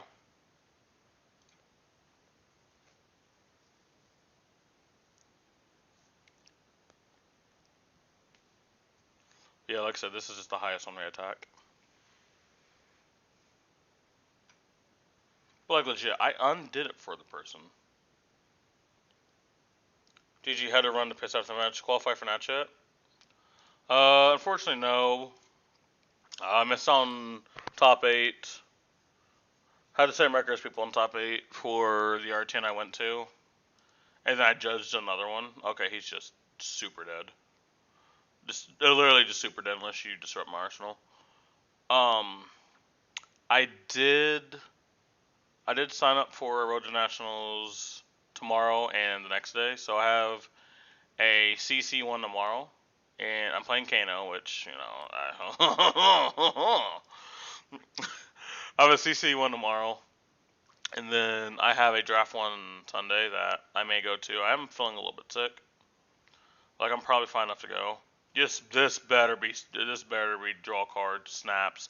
Like, you better change this to a Snapdragon Scalers or something, or you're just gonna lose. Okay, cool. He chose death. Okay. Alright, guys. Let me, You're lucky I don't have a Beacon of Victory. If I had a Beacon of Victory, the game would just be over. I do wonder if he just, have they been blocking? I can't tell. Have they been blocking? I don't know if they've been blocking. Well, this card will punish them if they block, because they just super lose. I got top 8 on Sunday. I got on Saturday at 5-1. They can play one side against Alexi Haro. Yeah, I feel it. Wait, what? Ain't no way, brother. Ain't no way, brother.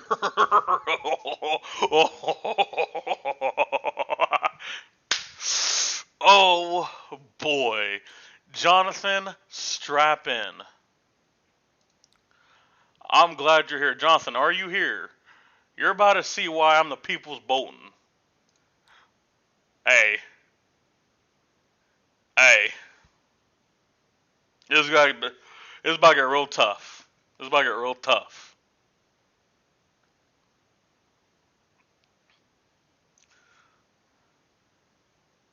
This is why you block the button. Dude, I literally have told people, I've made so many videos on this. If you're playing against Bolton, they no block you. Yeah, you can have a direct dog, I don't care. You can triple Lumina, get fucked. If I no block you, and I have a card in Arsenal, and I just lead off a Boulder Courage, you full block the Boulder Courage. Doesn't matter anything else afterward. Now these just deterministically dead.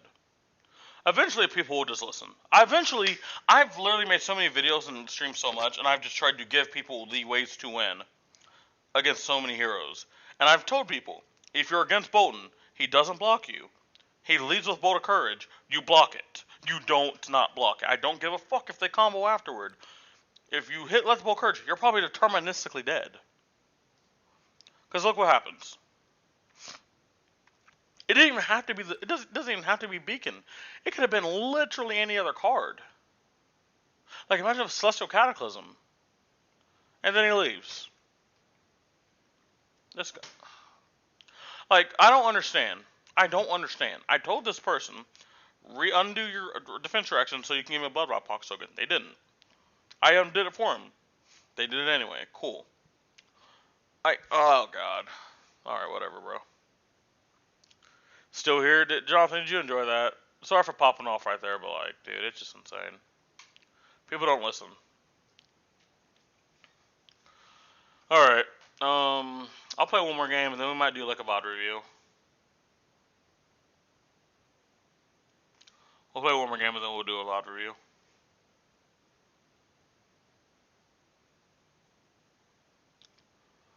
What's that beefy rival deck?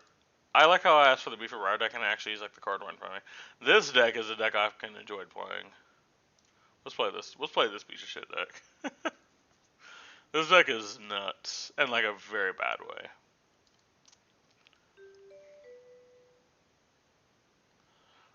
Oh yeah, like if you ever see a Bolton in top 8, you're probably gonna, dude, you're probably just dead. Yeah, you're probably just like super dead.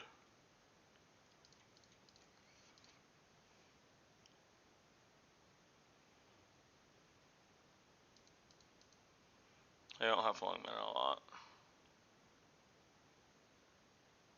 This could kill channel. This could just kill channel. They choose though.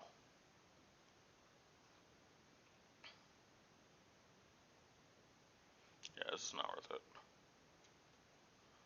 Let's do that. But yeah, my Briar list you played earlier. I run some extra junky cards, but it's so I can FTK a greedy Lexi player. I think that's how you have to do. I kind of see Briar two ways. Like I don't think people block enough with Briar, but people also don't send it with Briar enough. I know that's two different things, but I definitely think people can get away with a lot more with Briar than they do. They just choose not to do the math. I want to deny them the embodiment here. Oh, that gets the card, doesn't it? Fuck. Whatever. I'll full block this. I don't care. It's just too much damage for me not to full block it. But people don't send it with Briar enough, and people don't block with Briar enough, just in general. Wow, this is such a dog hand, by the way. This is actually a dog ass hand. Fuck. Probably just looking to put the Sync Blow in Arsenal, I think. So we go Send 4.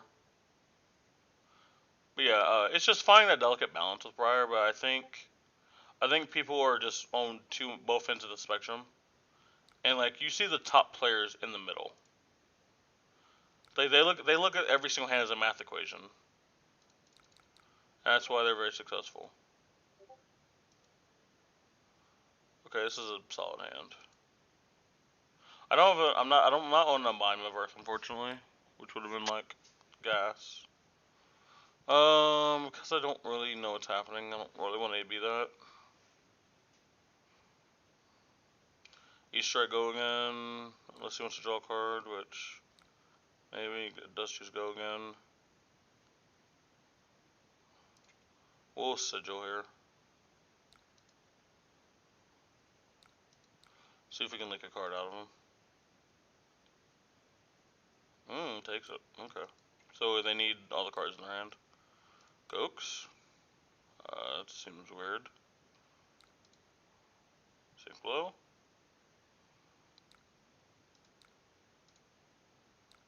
Gross.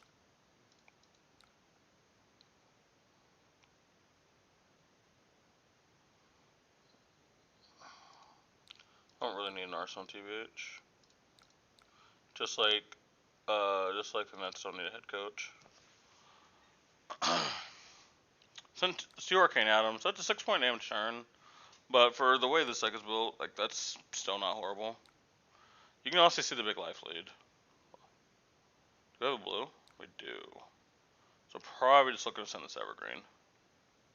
Never mind, I'm looking to block. Alright, fun's over, everyone. The fun police is here. Channel Forces Nature is the fun police. So this has to hit, right? Okay, so like how troll is it to let this hit?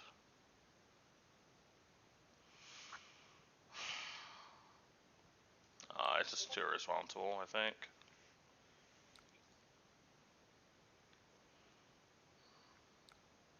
Yeah, I think it's just too irresponsible. Alright, you got one card in hand. You sending it? You going without an Arsenal on a channel turn? Really? Oh yeah, you're right. 5, 6, 7. Now let's give him this. Yep, that's perfectly fine with me. Substream, what's up, man? I'll Tunic and Reaping Blade. It's fine. Define play. 2 equates to 3 damage. It's gonna be more than that, obviously, but. Alright guys, this will be the last match, and then we'll probably do a VOD review. I might make it into YouTube video. I haven't done an episode of Art of War in a while. Probably do that. If there's a game you guys want to see broken down at a high level, just obviously let me know, and I will try to find it. So this is not number 3, is it 2? It's number 2. I don't know, I feel like they've already played 5 Sonatas. Oh, they were. Oh, tough. Rip.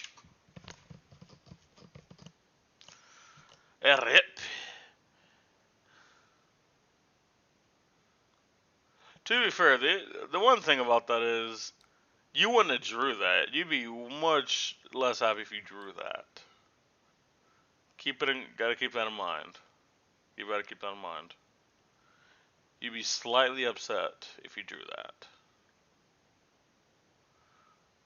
Damn.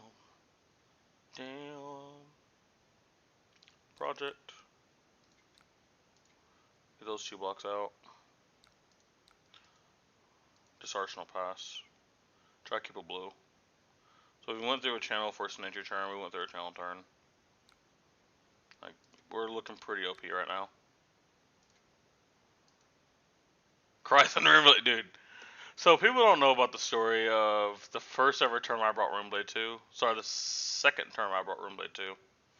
I was playing Briar. I was 2-0 at the time. I sat down against another Runeblade player. They just had a gut dog-ass turn. And I was like, oh, here we go. This is my turn to come back. I had Sonata and Arsenal, 4 blues in hand. I pitch all 4 blues to Sonata. And I'm like, surely I have to get something. Surely I got something. Pitching 4 blues, I got 1 card. And that was the last time I ever registered Briar in a competitive event. That was the last time I ever did it. It might be the most tilting thing I've ever seen. I have to give him equipment here, unfortunately. I kind of like Cryptic Crossing, to be honest. I like Cryptic Crossing. It's also more resources.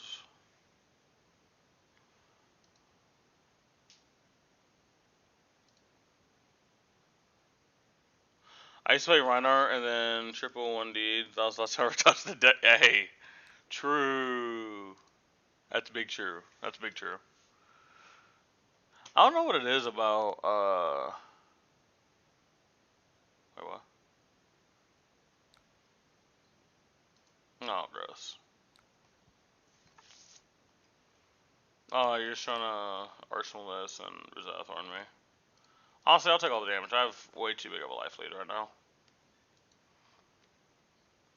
I can just keep this. So, like, this is about the state that I want the game to be in. Our card in Arsenal, blue in hand, attack action card that costs 3. Hopefully I get to... Okay, yeah, I'm just going to let this hit. So I can show you the flow of how this deck is supposed to be. And hopefully they let this hit, so everything's good. Like I said, keep in mind, guys, I'll make this announcement one more time. If there is a game, or at least a hero you guys want to see on the VOD review that will be on the channel, put it in chat and I will try to find a game. That's really the last call before I decide myself. Alright, so here's how we went the game. I went to start my card with 2 cards in hand. Card and Arsenal. I'm gonna pitch for 3, attack for 7. I'm most likely going to win this turn cycle. Did you really block this out? There's no fucking way. Oh, this gave me equipment, okay. So, I get a Monument of Earth. I dealt damage. I get a card in Arsenal. I have a blue in hand. I can block with 2 cards. Arsenal, the Fyendal's Fighting Spirit, and then continuously do this. This is my game plan for the majority of the game. Now, obviously, there are going to be times where that plane does get broken up. Like, this probably be a spot where I actually block with this routes on me. That's one reason why the tent count is really good. I could probably get some spice in. Okay, so, do I care about this hitting? Well, what do they get to recur? They get to recur channel? Don't really want to give them a channel turn again. I'm going to be honest. Doesn't seem very kosher. Rabble, I'll probably just go like this.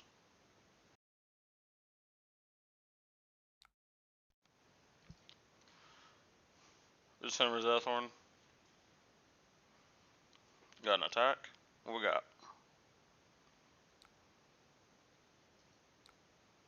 Oh. I actually block here.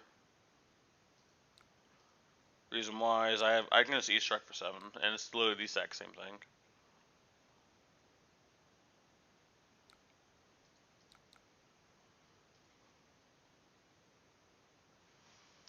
That's all I'm trying to do this on turn. Send 7. And just try to outvalue them. So now I have 3 4 blocks and a 3 block.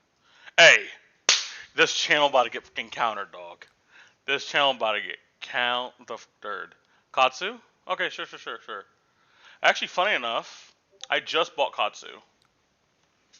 Where's my bag? I just bought a Katsu deck off of someone yesterday. Hold on, let me dismantle her real quick. Thank you, sir. Thanks for coming. Appreciate you. Hey, good, cool snaps, bro. Cool snaps. But yeah, I just bought a Katsu deck.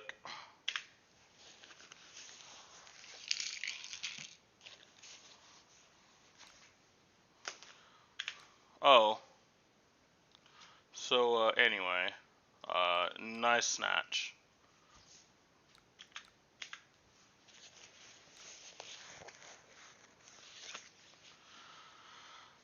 But, the code foil Katsu is mine. This was mine.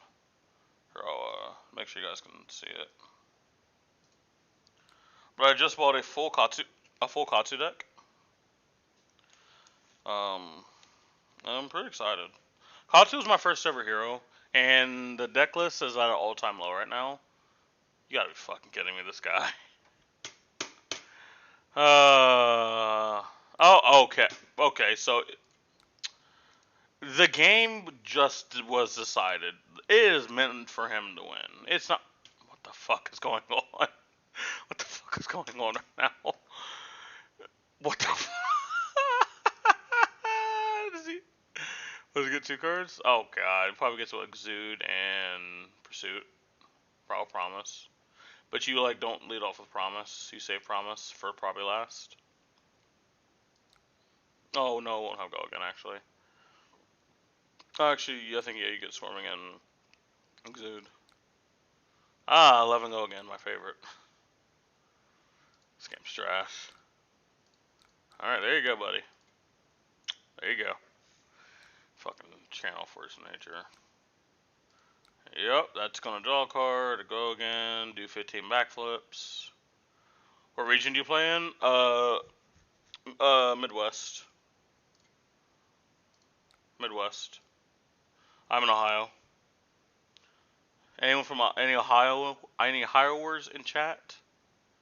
Any Ohioers?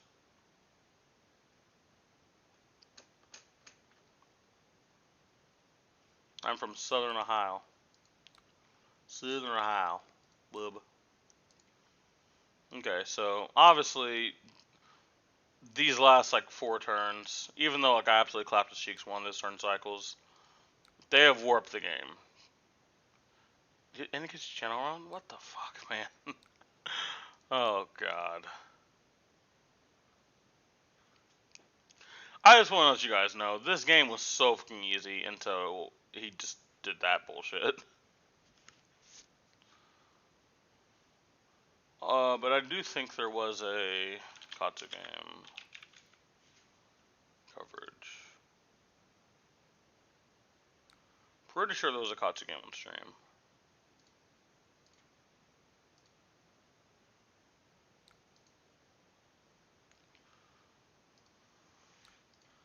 90% sure there was.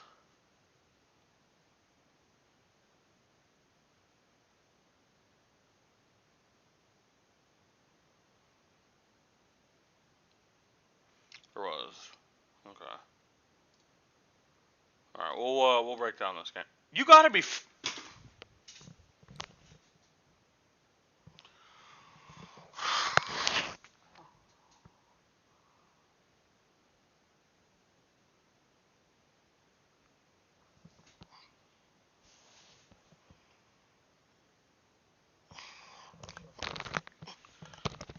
Okay, clearly my opponent's just better than me.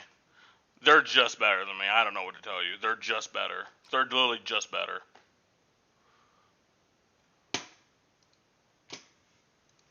Oh, I can't even fucking D-react this shit.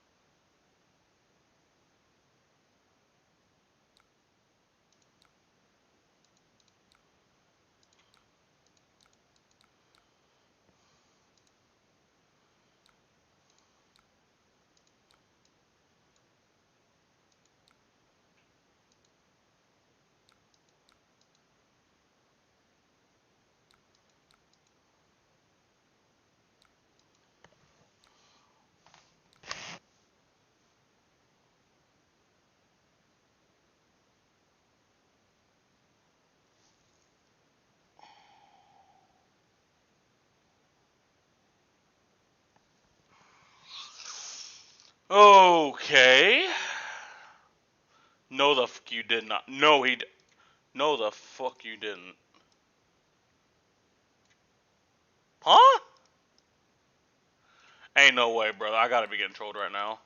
I'm getting trolled right now. Like, look at the game. You didn't do anything until this. And you got my whole entire hand both of these turns. Fucking joke of a game, dude. Whatever. Oh, skill difference? Oh, okay. Yeah. It is a skill difference. Alright, what I'm gonna do is I'm gonna get me a drink real quick, and when I come back, rep this Bolton guy. We will be reviewing Katsu versus Bravo, I believe, right? Okay. Me get my stuff out. It wouldn't be it wouldn't be too long a review. Most of my reviews used to be like an hour plus. That will not be today, because I do want time to decompress, and because I'm about to go into a very stressful weekend of competition, because I'm playing Kano, so want to make sure that mentally I am chilling. All right, but this is why I don't play Fredix. If you don't have exercise, you just can't disrupt comment. Oh yeah. Oh, 100%. 100%. Like, if you can't disrupt your opponent and they just draw like that, it's just stupid.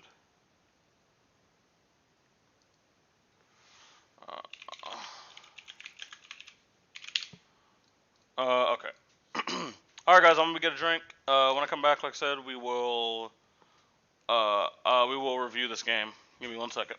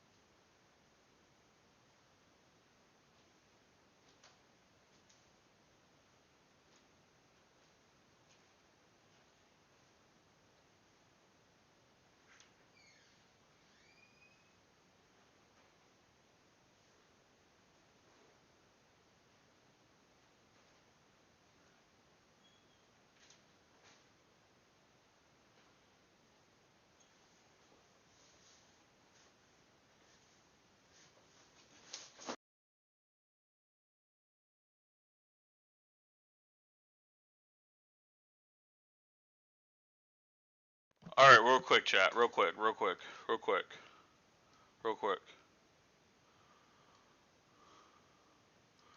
I just got a package from Amazon. Let's do a fucking opening, man. Which one of these is my just face cam? Alright, it's this one? Okay. Alright, we'll do a quick box opening real quick. I kind of like half remember what I got. And I do know I have another package. The package that's coming tomorrow is going to be special. That part's special. Let's see what I got real quick. What is this? This bag is not a toy. Warning, to avoid danger of suffocation, keep this bag away from babies and children. Do not use in cribs, beds, or cars. Oh, is this my pants? Oh, I think these are my shorts. Yeah, so I realized I only own one pair of shorts. So I went to Walmart, got a pair of shorts. They were too small, so I got another pair of shorts. On Amazon. They're just some basic ones. This is a 50-foot long Ethernet cord. That better be in here. Yeah, because my router and all stuff is all the way in the other room.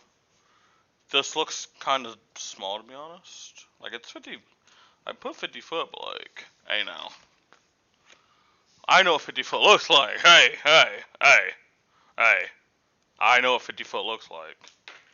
Hey. I be sucking on it. What? There's no way this is... Oh, well, maybe. Hold on. We'll worry about it after the stream, probably. But, maybe. Next. This is the box I'm more excited about.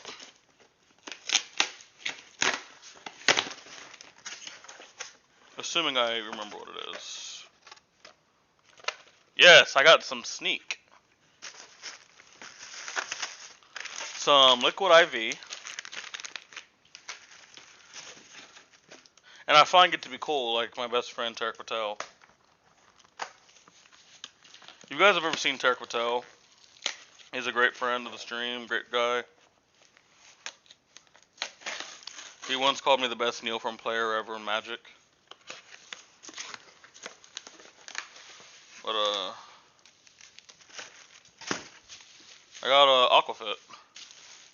What? This was supposed to be the rainbow version. You know what? Whatever, I'm not gonna complain. But dude, look at this. Look at this. Dude, it's a gallon. Half gallon, sorry. And it gives you a reminder whenever you're supposed to drink.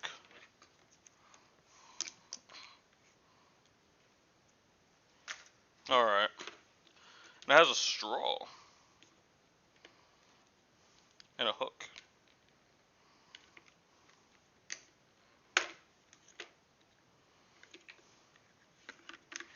So, yeah. So, what's the appropriate... Well, okay, I need to figure out how many ounces.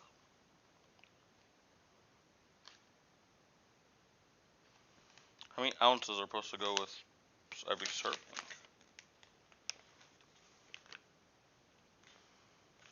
I mean, I assume it's per, like, water bottle, which is, like, what, 16.9, I think, right?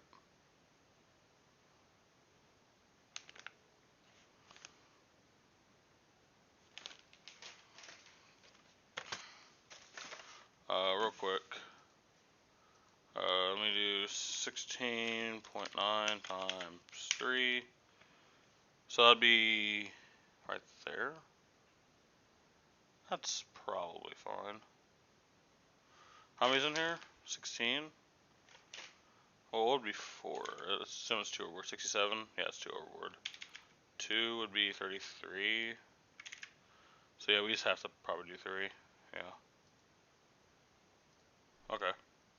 I'm gonna go fill up this thing, and then I'll be back. Then I got some Sneak.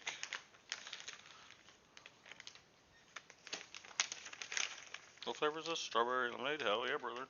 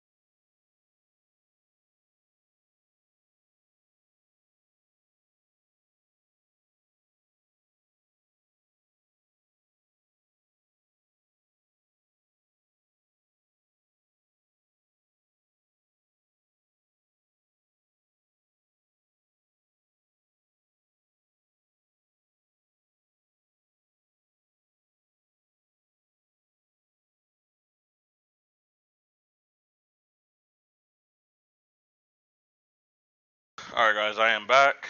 Sorry for the delay. Alright.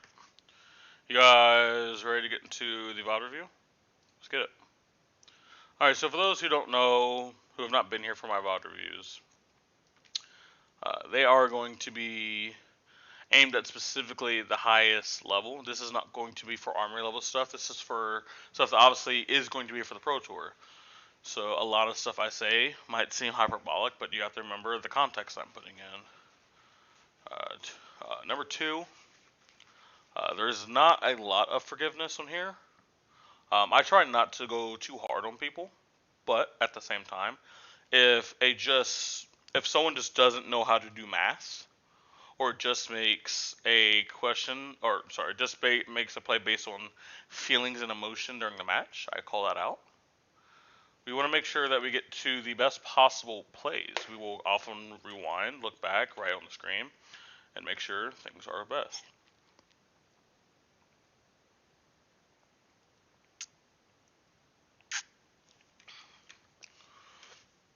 Alright. And I will be making this for a YouTube video. Girlfilm 635, cool. So, like, yeah, this should be the last thing we probably do. I will be framing this as a YouTube video, guys, so it'll probably be the last bit of chat interaction I have. Bye-bye, everyone. Thanks for watching the stream. And let's get into it. Is it going to do the thing? Oh, it's not. Alright. You guys are going to see me do some things, just ignore it. It's for editing. Hey, god dang it. What the fuck is this? Hey, what's up, everybody? It's your boy Simon from Siphon TCG. I'm back with another episode of Art of War. I know it's been a while since I've been away. And today we have Katsu versus Bravo, a requested match. People want to see some of the Katsu content. Funny enough, I just bought in the Katsu last night as of recording this video. And I think the deck's really fun. I think the deck's really enjoyable. It can do a lot of different things, and that is one of the reasons I enjoy the deck. You can be on a very aggressive package. You can be on a very mid-range package. You can also just be on that Kadachi, send a 1 for 3, send a 0 for 3, and play that game. On the other hand, we do have a Bravo Showstopper. Right now, the more aggressive Guardian of the two Guardians currently legal in CC. As the recording of this video, Odom has hit Living Legend point.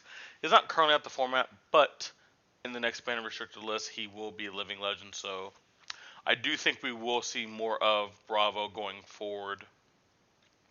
And I'm interested to see how that turns out. I think Bravo fundamentally isn't in the best spot, but maybe if better players are playing him and we change up the deck list a little bit, maybe we actually could find a Bravo list that actually works at a high level. With no further ado, let's get into the game. So, I don't know who currently won the Dairo, but just looking in a vacuum, if I'm Katsu, I would definitely like to go first here. The reason I would like to go first is because Bravo has a lot of crushes that he could have turn 1 that could just stop your whole entire turn from even happening. So now you're going to a scenario where you're going to be down a card and you have to pass the turn. Well, you could probably Kadachi, but then that's it. Now, if he goes something like Chokeslam against you, or Crest of the Week rather, and you happen to have like the 4 power, like you're fine. But like now you're asking yourself to have something in your hand that you shouldn't really need to have had, all because you got crushed. Now if you're first, obviously you have the opportunity to filter the Bravo, but obviously I don't know Clark Jensen's list, but if you're on a more defensive package, which is what I'm personally on, being able to Kadachi, mill 2 cards from your opponent's deck, and Arsenal D-React, or just a 0 cost card or a 1 cost card, keep a blue, and turn you're looking pretty good. So I've count 2, I'm 100% want to go first. Both players do want to go first here. We'll put commentary on like very low. Alright, so we have Bravo going first. So that is probably going to be scary. We have Snaps, Breaking Skills, Tunic, and Mask, and we have standard Bravo equipment. Nothing too interesting there.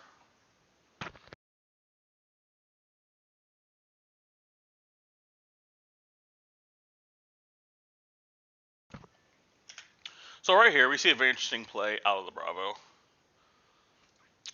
We see just a pitch here and a Seismic Surge. So a few things this could mean is one, the Bravo had a lot of reds in hand and would have went without an arsenal to send an attack, which means they probably couldn't have dominated something. And if they don't dominate something and they descend, like, let's say, I don't know, 8 at the Katsu, Katsu just gives them 3 cards. Just to keep a guaranteed blue, probably. Bravo goes with no arsenal. Sends 4 cards. Katsu has a full grip. Sends everything, and now Bravo starts to give Katsu cards. Like, let's just say the opening hand is Surging Strike for 4. Okay, if you're Bravo, you don't have to give it there, because me personally, if I'm going against the Katsu, I want this to hit, so they activate Katsu, discard a card. Oh, discard a card. Mill card. So they just lost 2 cards from their deck. Theoretically, right? They get Whelming Gust Wave. And no, let's say that comes in for I'm fine with giving them 2 cards here. Now I have 2 cards in hand. So now, if they go Mood Genchi release, you're like, sure. For 4, and then they Lord of Winju.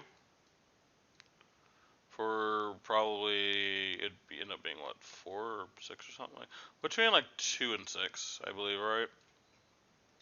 You end up taking 10 damage if this just goes unblocked. Sorry, 14 damage if this goes unblocked. Right? But realistically, what's your secondary option? Right? What's your secondary option if you don't want to do this? Right? Surging Strike comes in for 4. You can just give 2 cards here. Remember, this is all lines without using equipment. You can just give the 2 cards here. So now they don't get to search. So now, our opponent has an option. They're going to have 1 mana floating and 3 cards in hand. Sorry, 1 card in hand, sorry. Let's say they have a Descendant Gust Wave for 5, go again. You can give them like 1 card here. You'll take you'll take 2. Now this with 1 card in hand, are they really going to activate Katsu? They could. It depends. It does depend. So what they could do is, if the card in their hand is like a Bonds of Ancestry, they discard Bonds to Katsu. Sorry, they get Dishonor. Sorry, they get a Dishonor. Actually, Descendant Gust Wave. Actually, make sure Dishonor is a 0 cost, correct? Yeah. You discard Dishonor. You grab a Bonds of Ancestry. You Bonds of Ancestry. For forward, get rid of this. You get a Dishonor. Then you Dishonor. For 4. So now the issue here is you leak damage here. You have to leak damage here because they're going to banish the Dishonor. So then now you have to give a card and an attack. So this is the squeeze we put on ourselves here if this is the line. And this is just a line that they have. This is why, unfortunately, if I am the Bravo player and I want to go first, I have to have a Relevant Crush. And I just don't think our Bravo player here had one. They either had an all-red hand and they couldn't dominate, and they would have won our arsenal, or they just didn't have a Relevant Crush. It's unfortunate, but I don't see a world where if Katsu has any remnants of a decent line, and I'm talking a decent line, where we get out unscathed. That's the Bravo.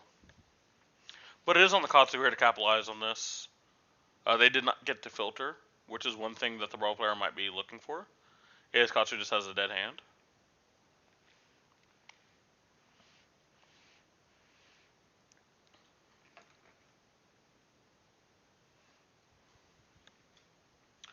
Alright, we're pitching Lure to win. We're going Kadachi. So we're going to resource. So for those who have not played against Katsu, the normal play line you do to stop the mask momentum is they're going to Kadachi you. You take it. They're going to Kadachi you. You block this one. So now they need these 3 cards in their hand to produce another mass trigger, which means this one hits, this one hits, this one hits. All of these need go again, and then they draw a card. But here you can just, at some point, like here, let's say, you give them another card. So you block with 2 cards. You have 2 cards. They hit you for a bunch of damage. That's cool. You deny the mask. And you can start playing that mid-range game with Katsu, which, I mean, Katsu can win that. But that is your best play line against the mask-reliant lines, or hands, rather.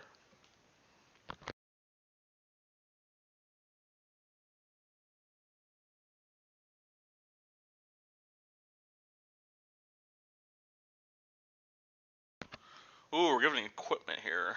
So, given equipment here. So, I like and dislike this. I like this for the sense that this might be the best spot mathematically with our hand and the context of the Katsu's hand. Obviously, you don't know the Katsu's hand. But this might be the most efficient block. Because what we talked about is to win this matchup as the Bravo player consistently, you need relevant crushes. And this might be one of the few matchups where dominating is correct, like early. The issue is you're going to need to have the hand that can dominate, which means you're going to have to keep extra cards, which means you have to make plays like this. Like, if you ask Clark, do you really want to use your equipment on turn 2? I don't think he ever will say yes. But if mathematically, as long as this is like the end of the turn, and it doesn't get much worse than this, it's fine. Like, I'll give him 2 cards here, and just throw Relevant Crush and pray. Because, like, what Chokeslam would be 3, Crusher would also be 3, you'll also be able to Arsenal card. You have that option.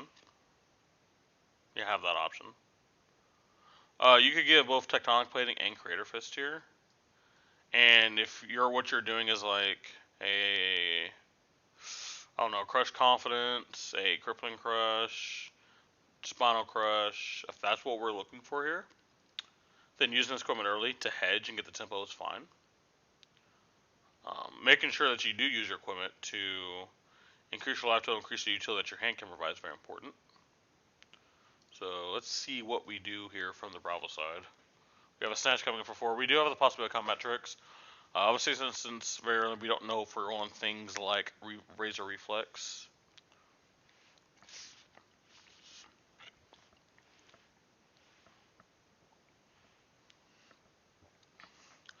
Takatsu's going to say, Bravo's going to say no blocks. With Takatsu saying this could lead to, see if we have reaction. We see a Snapdragon Scalers. We have no reaction from the Bravo, like a Sync or anything. So the Bravo player is going to take 4. This is very interesting. We're going to see the trigger stack. We're going to have the draw card from Snatch, then the Katsu ability. So we have the ability to now filter into something very specific. We're going to get rid of a Whelming Gust Wave. So this does a couple things. With 2 cards in hand, I assume he probably has a Surging Strike or something. Or like a Be Like Water. But obviously this allows us to filter and get a new card. This also puts a card in the bin for future Bonds of Ancestries. And we are getting a Gust Wave, so yeah, we probably have a Surging Strike in hand. So this will probably be the full line, assuming they already have the bonds. Well, actually, no, they couldn't have the. I can't have the bonds.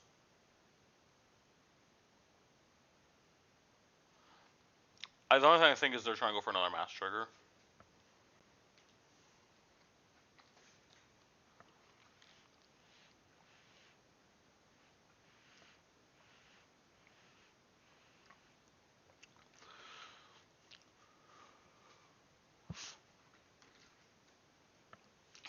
We're no blocking again. Okay. So we're taking another 3. So now, this attack that we're sending is going to have own hit mask. This is going again attack that is very dangerous.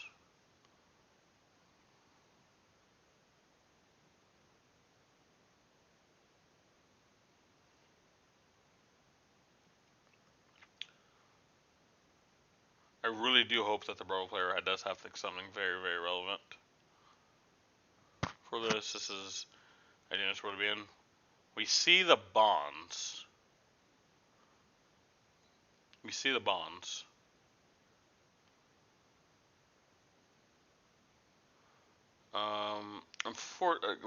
Thankfully, like I said, even though I think hero ability is very bad, because of the way this game started and the way that this Bravo does seem to play, it seems he does probably rely on the Bravo ability more than most should.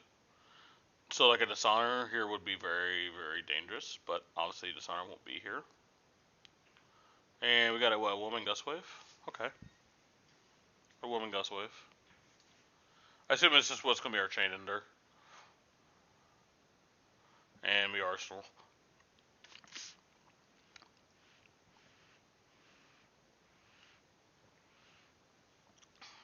This is another squeeze that Bravo player has been put on. He's going to have to get both pieces of equipment. Gives him a card command? Ooh. Yeah, so this just invalidated most of what the Bravo player was wanting to do. They were wanting to keep their full hand for a big turn, and then they were forced to give cards from their hand, which is absolutely just the worst thing possible. I am realizing midstream and mid-recording that I didn't actually press record, so now I'm going to have to find this within my live stream, which is going to be absolutely fun. Cool.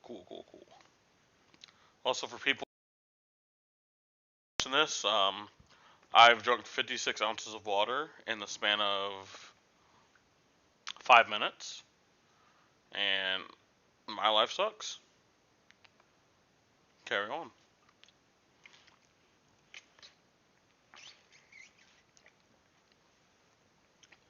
Alright, we see a Cyclone Surge being produced.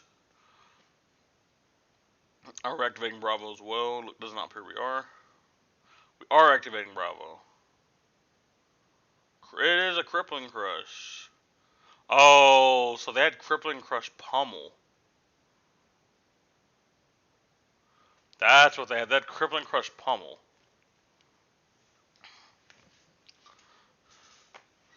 And Flick Flock saves the day. So we have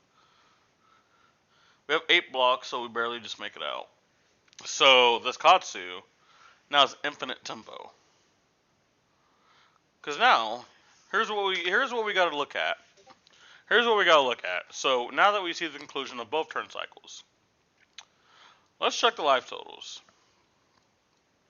And no, life totals aren't always the de facto of who's winning. But the Katsu took the Bravo player in one turn to 29 from 40. Right?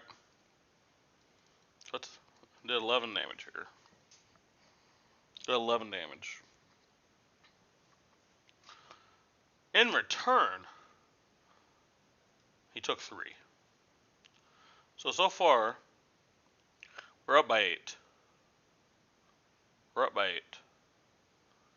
But we've also taken a block here. Now, yes, you can say, well, we lost snaps last turn. We lost a block here. Well, here's the thing.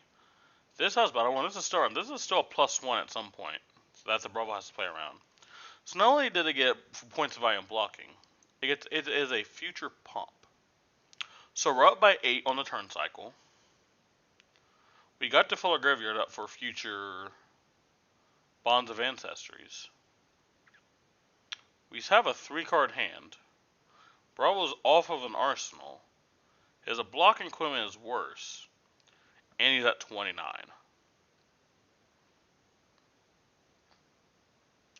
I personally, and this is going to sound very extreme, I don't see a world where Bravo comes back from this state. I don't think Bravo can win from this state. I think the game is personally over. And not a lot of times when I call that, it happens. So we will come back to this turn cycle at the end of the game and see if this is actually what warped everything. It is on the Katsu to not capitalize. Alright, we see a red 100 wins. 100 red wins will come in for 3. Red 100 wins. Obviously a pretty solid starter. Any's over 3 is pretty good. Obviously not pushing a break point. But the fact that it does have combo and you're running multiples, you do have some little cute avenues you can go through.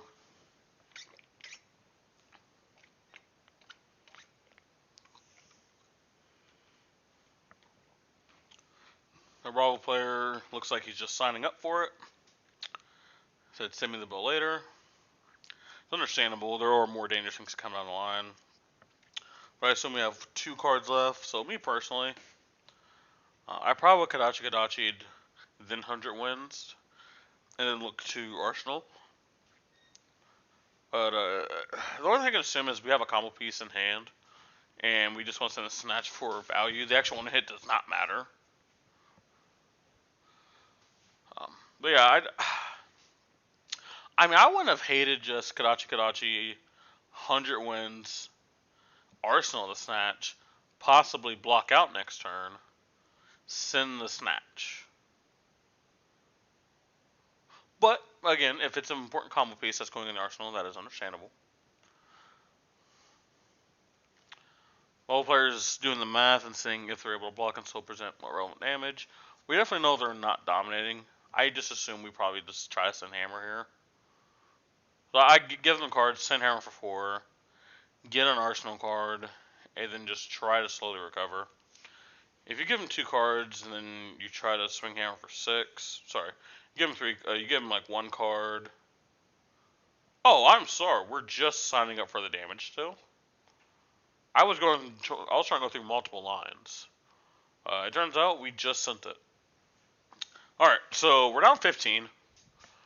And Bravo's going to need a very, very big turn to make the last 2 turn cycles relevant.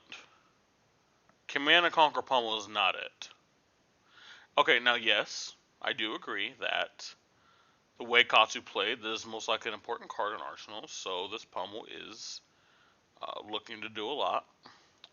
If I'm the Katsu, depending on what line is in my hand, I will just take 10. Alright, so we're going to see the Pummel. Because no Guardian player ever... Ha! Reinforced line's a funny card. No Guardian player has ever done CNC without a Pummel in their hand. It is statistically impossible. And then we have a very big value play. This is an insane value play. We have a 0 for 4 with a potential go again. And this, I 100% think hits. And I'll tell you why I think it hits. Because what the Bravo player is most likely thinking is the way my opponent played last turn. They needed to save this card. It's a combo. They needed to save this card. So I doubt if this hits, they're going to send this. Unless it's like a snatch or something. Alright? This is a snatch. Yeah, they'll probably send it. But if it's like a gust wave card, they're not going to be like, haha, 3 damage. I got you. 7 points of damage. And now you're out in Arsenal and you're praying to God that Bravo has a bad hand. So yeah, if I am a Bravo, I'm not blocking this. Like, yeah, you've already taken a massive beating, but this is probably the only scenario where you have a chance to like actually recover if you have a relevant crush, because this is clearly a combo piece. Now, if you want to give them 1 card just to keep it off to a little bit higher, that's fine. I would not commit 2 cards to this, or any equipment. I just wouldn't. I don't think the numbers are in your favor there.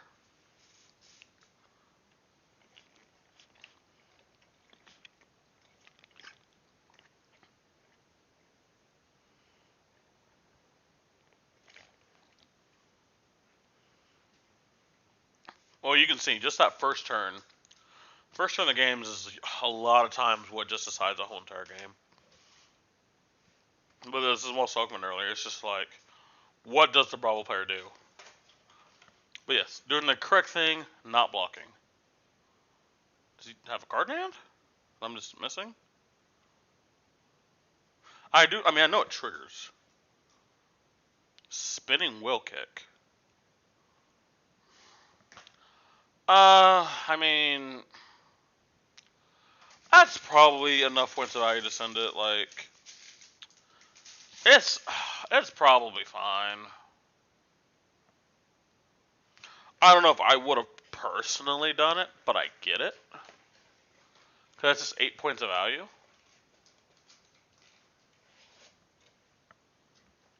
Ah, wow. That being the card just made everything so weird.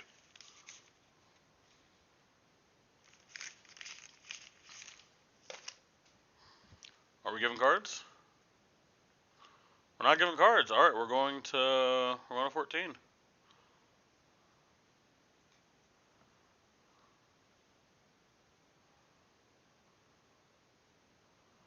All right.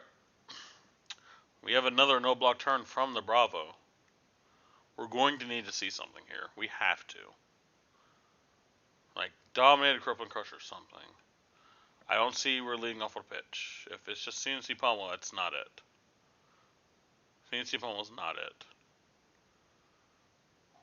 What? Okay, debilitate. Okay, if we have Pummel. Oh, we're just taking this?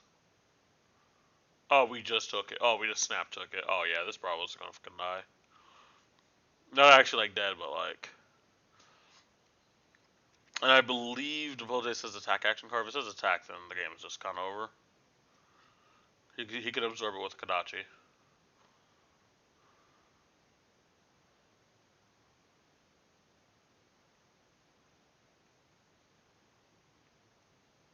Yeah, I think it legit just says attack. Yeah, it just says like, wow. Yeah, the Bravo player just got absolutely dunked on there.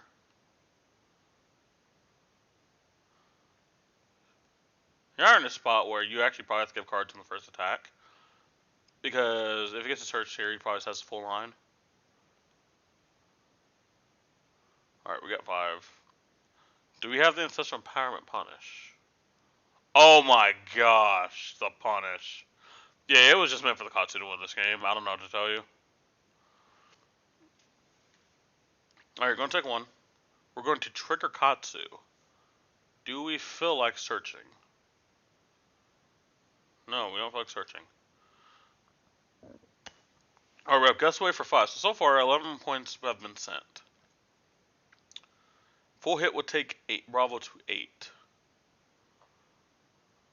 You've already given a piece of equipment. You already given a card. The retained is not going to be broken anytime soon.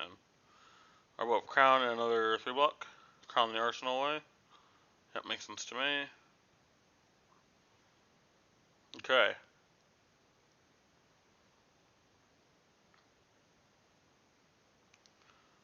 We have 2 cards left in hand. 3 cards, right? Those be crowned. Ooh, we're breaking the chain? Did we break the chain? I was in the turn. Aha. Okay. Alright, Bravo. I don't know what you can really do here, but probably just hammer for 6. There we go. Boom. This is unblockable. Yeah. Bravo player is just... You're going to get 6. The game's going to look like less of a blowout. Yeah. Knockouts has a 5-card hand. Mass still available. Like, this is probably going to hurt.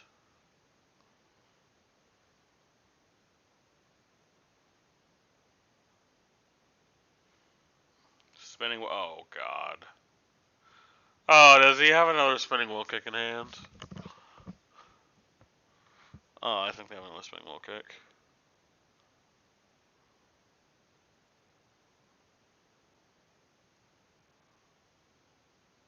Ah, yes.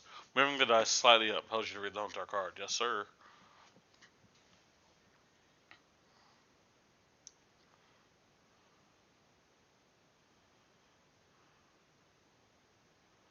We're we're taking 4. I mean, I get it. You can't really be defensive anymore, but like, he's just gonna get another spinning wheel kick. Yeah, just get another one. Just get another one.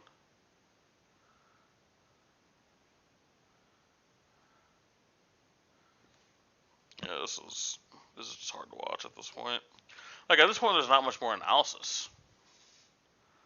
There's not much more analysis at this point. Just the first turn cycle was so poor, it warped the whole entire game.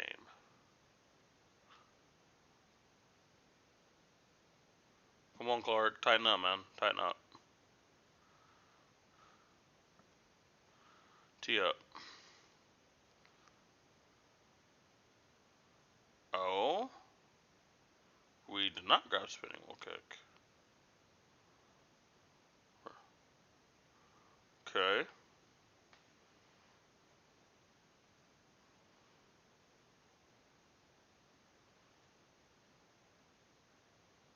Oh, we grabbed a woman gust wave. Ah. So now woman gust wave is going to come for 4 on hit draw. So now they can't really commit cards to this surging strike, or it's just a loss. You commit cards to the surging strike, they go woman gust wave, go again. Then their next card is just unblockable. You have 2 block with your equipment. Yeah, I think Clark understands. The game is just over at this point.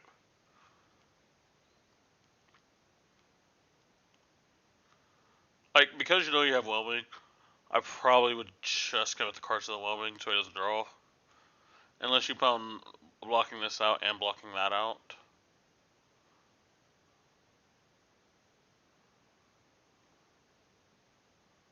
Yeah, this is such a squeeze.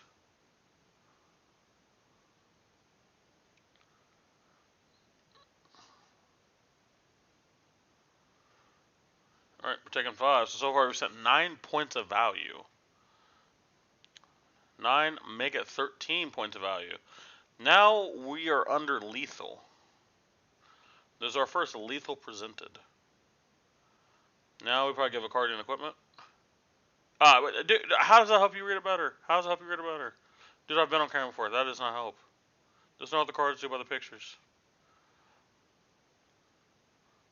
Or just let your opponent explain. That's usually what I do. Oh, did he smell an empowerment? I think he smells an empowerment. Empowerment would have been a blowout there. I'll tell you that.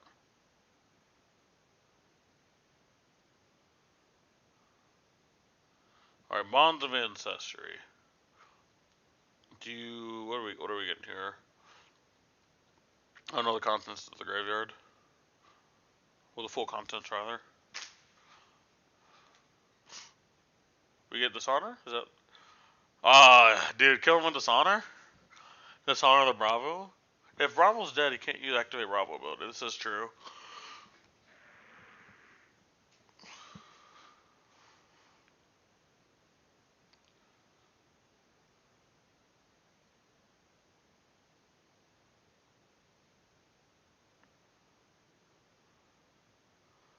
I don't know what the delay is. I assume maybe we're still searching. Are we still searching? No, we got Dishonor. Alright, Bond's coming in for 4.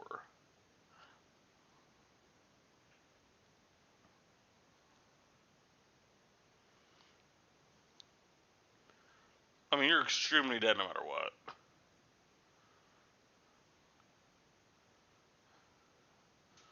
Alright, we go to 3. We double block the Bonds. And then we pass it back.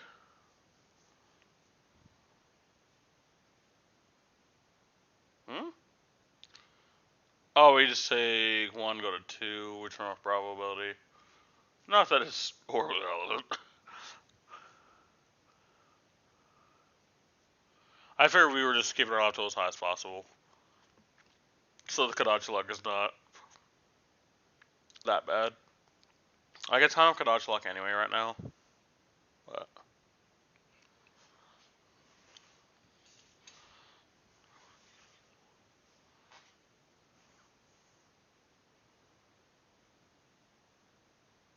Alright, Clark. Let's see what you got, buddy. Let's see what you got. Oh, nothing? Okay, that's tough. Alright, Katsu.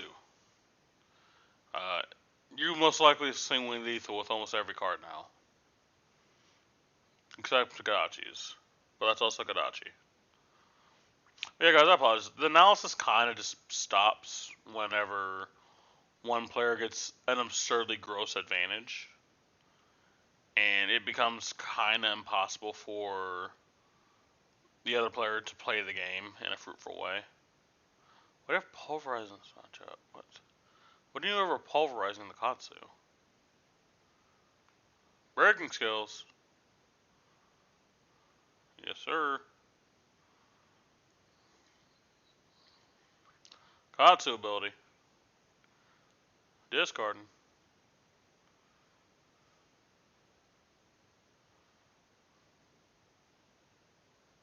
Hey!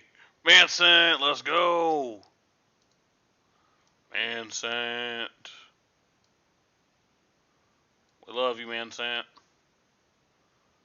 Alright, carry on. Carry on. Shout out to Mansant. Great guy. Me and him had a good talk at Battlehard in Columbus for about 20 minutes. Just about life. Great guy. Alright, so we got the Katsu ability. We have another Bonds of Ancestry just means deterministically the Bravo player is now dead. Just because, regardless of what the last card, and I'm not going to pronounce the first or the last name of the Katsu player. Matsu? Yeah, I give up. They could both be 1 power attacks. As long as they have Gogen, the game is now over. We've gotten all 4 cards. Alright, what are we doing here? I don't know what we got rid of, but unless it's a 0 for 0.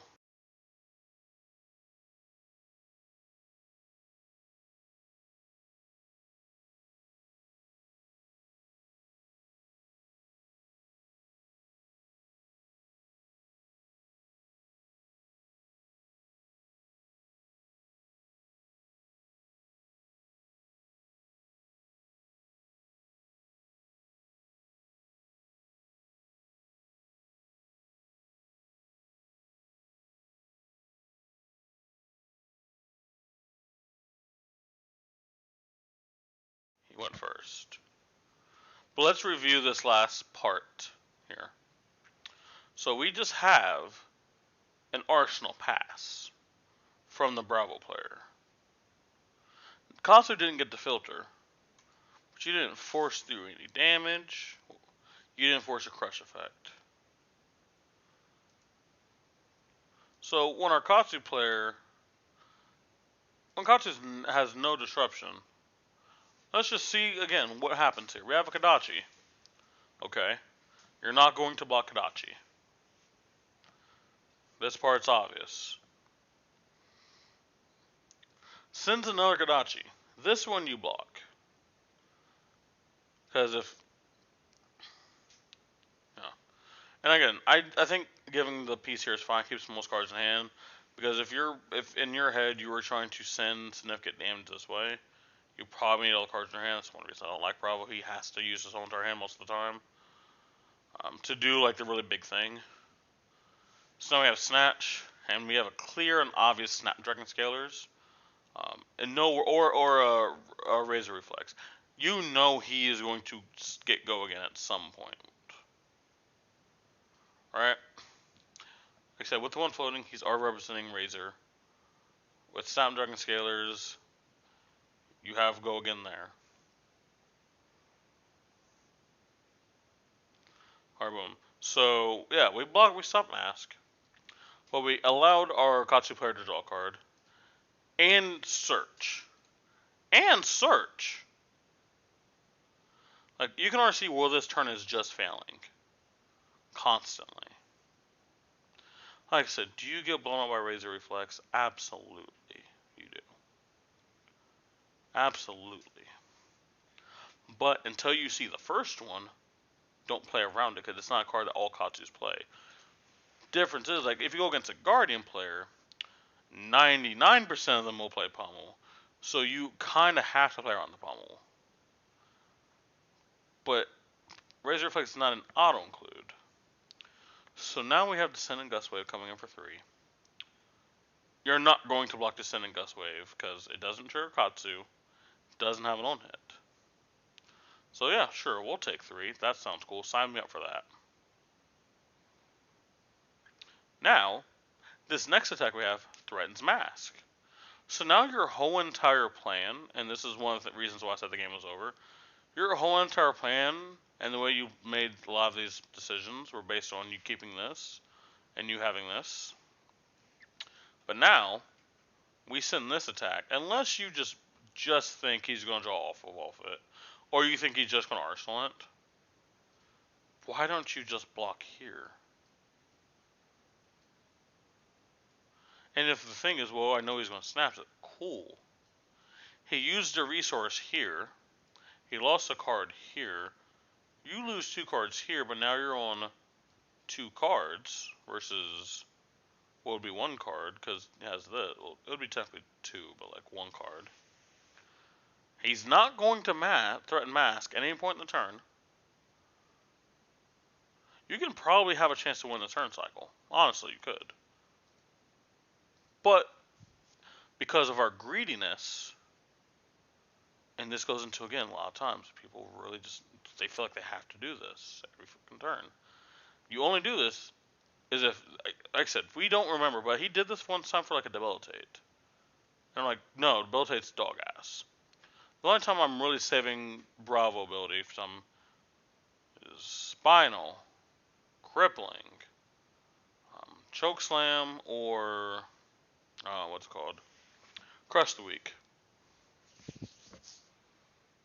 But we've seen how this turn plays out.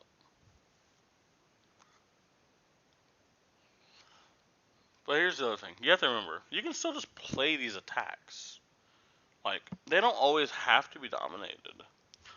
Like, I know that kind of just goes against what I literally just said, but you have to remember, context is very, very key. Context is very, very key. And this is just a blowout here. He got 8 life from you. He got 2 pieces of equipment. He got a card in hand from you. He gets to still have an arsenal. And now, if you don't crush him with something significant, or CNC pummel him in this spot, this is where I was saying the game is over. Because look at this, look at this, look at this. You now can trade equally for the rest of the game, and you just lose.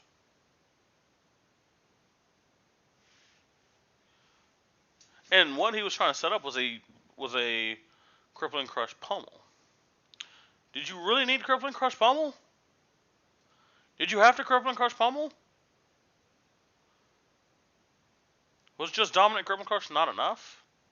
And you save a little bit of life? Or you just get to have an arsenal? You chose to do neither. Now the game is over. And this is one of the biggest things I talk about, is just your turn 0, turn 1 are some of the most important turns of the game. And very small percentage, like even if 2 percentages are very close to each other, choosing wrong can mean death. And that's what we've seen here. If you guys enjoyed this video, make sure you guys like and subscribe. If you guys are new to the channel, please comment down below saying you guys enjoyed this kind of video. If you guys are a veteran of the channel, give me that feedback. Feedback's always appreciated. It's been your boy Siphon from Siphon TCG. I'll see you guys next time. Peace! Alright.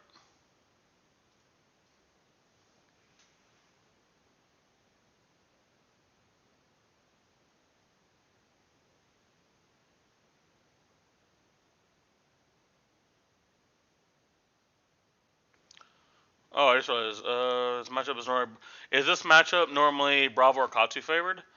I honestly think it's Bravo favored. I actually got to play this matchup yesterday. Dakota Hawks is actually in the chat. He is a Bravo I actually got to face yesterday. He beat me. So what you have to remember with this matchup, this is one of the few matchups where a lot of the crushes are actually relevant.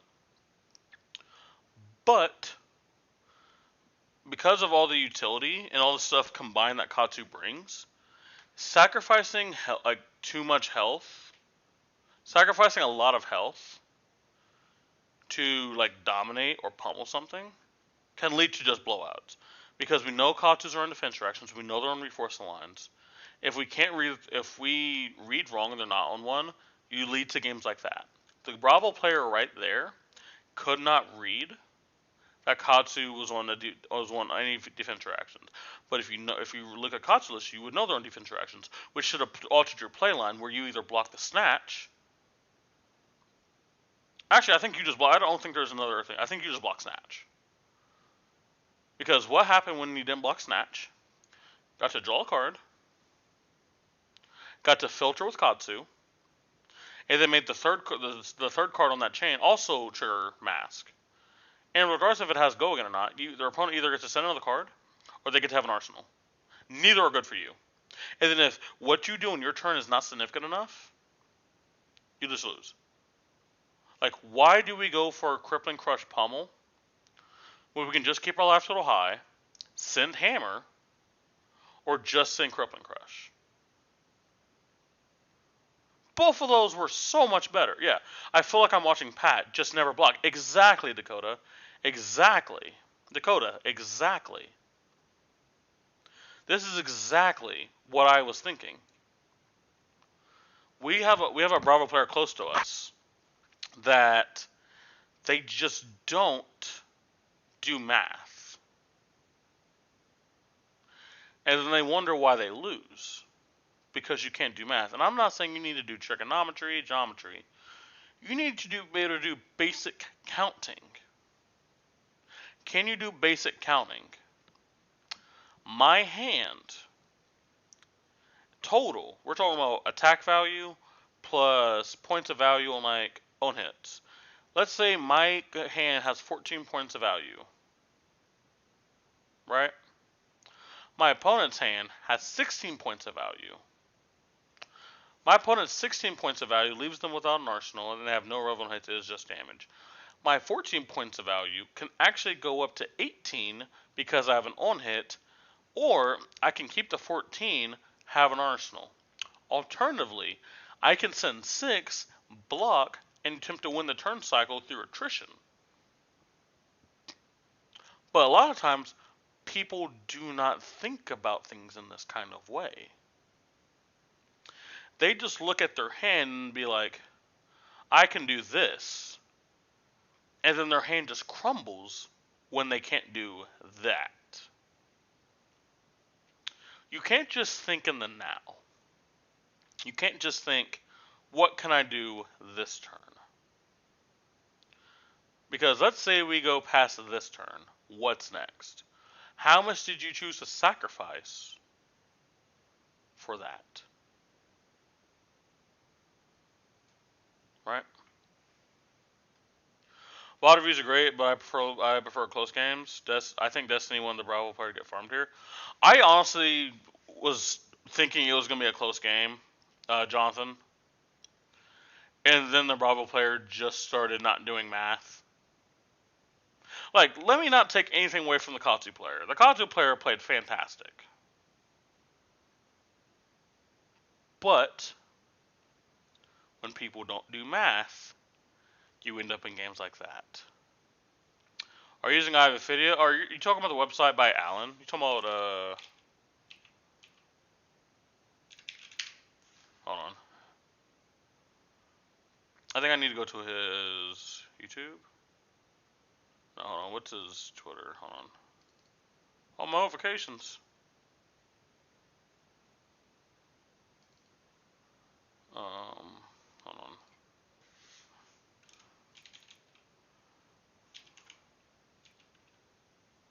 Crap, I forgot his Twitter handle. Alan? God dang it. Joe Biden. God dang it. Does anyone know his Twitter handle?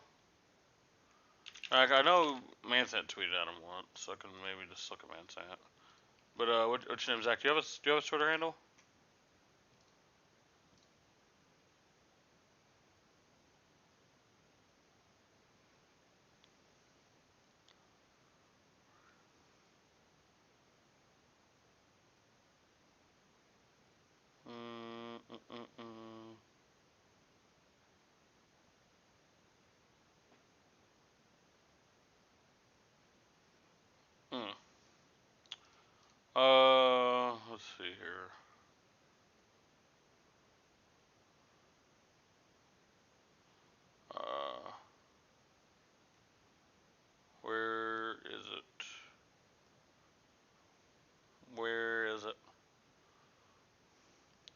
our goat.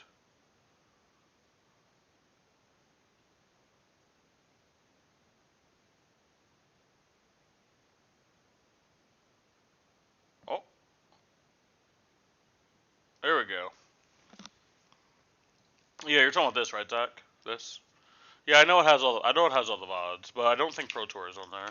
At least when I was at work, Pro Tour wasn't on there. Oh, is Pro Tour on there now? Well, hey, I guess I'm just suck. I guess I just suck at life. Rest in peace.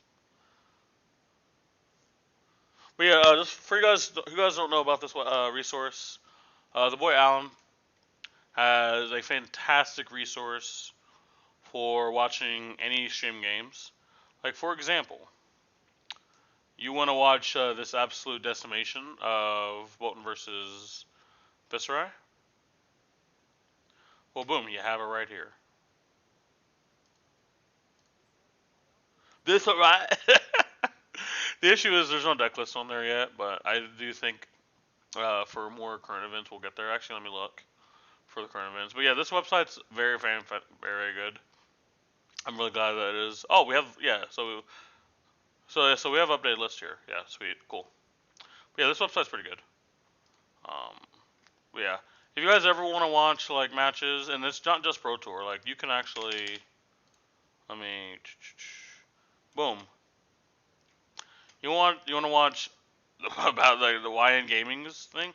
Like for example, let's see here. What's an interesting matchup? Like either players or matchups. Ah, Odom. Um, boom, right here. You want to watch Calling Antwerp? You want to watch Kano? You want to watch some Kano? You're a Kano aficionado? Boom. We won. So is that a free matchup then?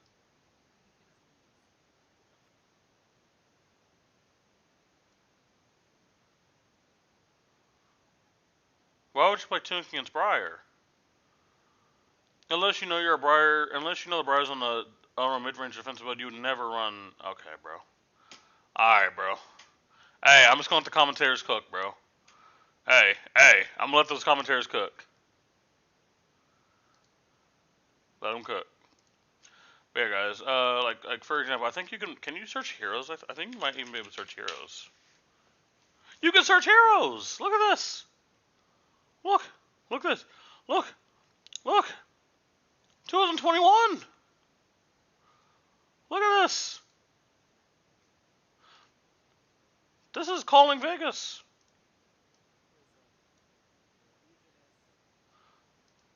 I think this is on Dreamweavers, right? Yeah.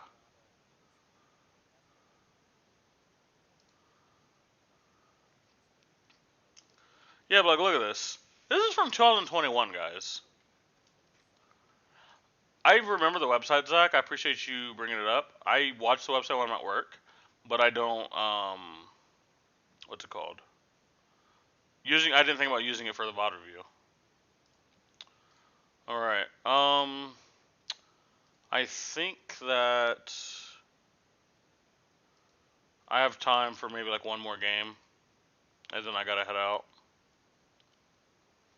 Let's play one more game, guys. We'll play one more game.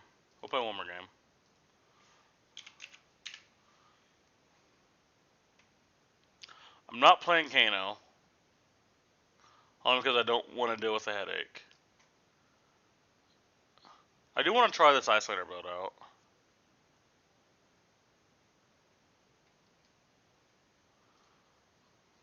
By the way, guys, join the Discord. Join the community Discord, dude.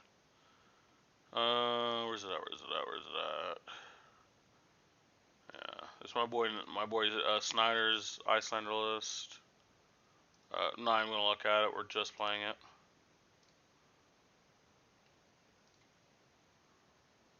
But yeah, guys.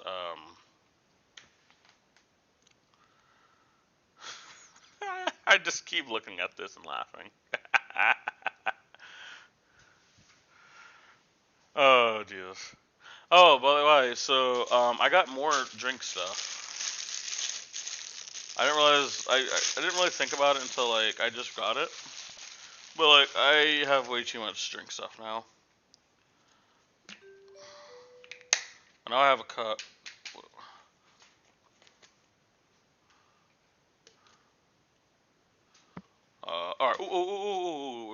got it. We got it. Riptide. We go first against Riptide because of Riptide. Alright, no clue what we're even... Wait, what? My brother in Christ doesn't have matchups. We'll probably put in Blizzard. He might go a little tall. This will just stop his turn. If he's on that thingy, we just clap his cheeks. I mean, 3 for 5 isn't great, but he probably won't be on AB3. We'll put in like 1 Nourishing. Frost Hex and like most of the stuff will never actually come up and be relevant. Oh, get this epic pen crap off. Boom. Alright, turn 1. Oh, this is just ass. What are we on? AB1, but he's using Aircraft to make it AB4, which is insanely smart. I don't mind sitting damage here. I don't mind sitting damage. I don't mind having a shitty walk.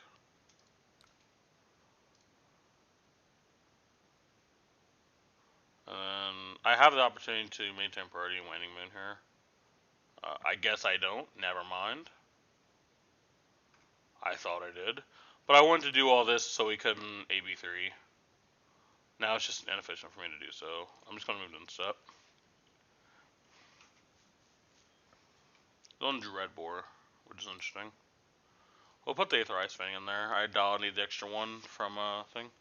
But what this is, guys, this is Sneak. This is kind of like Gamer Subs. This is kind of like G Fuel and stuff. I've seen a couple people talking about it, so I just went on Amazon. I wanted to reach out to them personally, but like I don't have enough clout to do that. Wait, is this my old Riptide build? Is this my old Riptide build that they're on? Hold up. Are they on my old Riptide build? This is like one of the first Riptide builds I made. Hold on.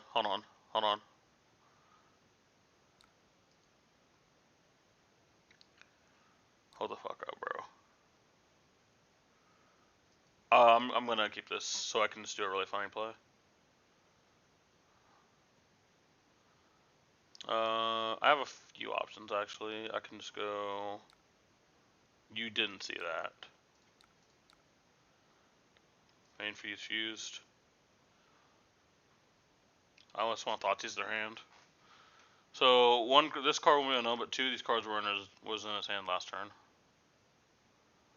So we can get some type of an idea of what the arsenal could be. But before I leave, I do want to try out one of these. So we see Command and Conquer, Healing Bomb, Torpid Trap, Rhapsodize Trap. Oh, that's... Yeah, I literally think this is my build. It was a heavy trap focus, and like my only attacks were like CNC. And I ran a crap ton of Healing Bombs. Just to tell my opponent to go for themselves. Hey, bruh. This is why I tell people let me cook. So, I can just give him an IP penalty here. Because, yeah. So, he's still going to have a blue in hand, which is, like, fine. Do I block? Actually, I don't even need to block this. Like, fully. Keywords fully. It won't be fused, which is, like, extremely fine.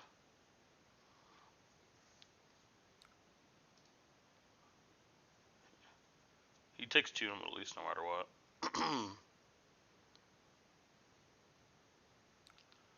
Yeah, then I'm just gonna block here. Arsenal the Weather Vane. Take 1. So this version I made of Riptide actually was able to fatigue an Icelander. It was the Bullander build. And they were, I remember, very aggressive with their attacks. Oh, we got Trench. Okay. Trenching it up. Activate Dreadbore. Okay. This is hit from Hand Arsenal. Hey, let's go, buddy. But yeah, this build was originally here to beat Oldhim at the time, and Lexi.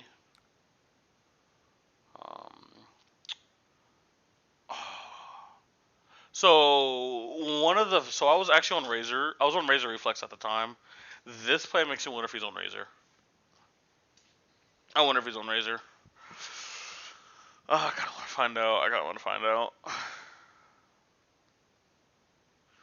Unfortunately, they get blown out, even if they have Razor, because I comfort it. But yeah, it was like Razor Reflex was just like the most like unfair card. There was no playing. They couldn't play against it. They literally couldn't do anything.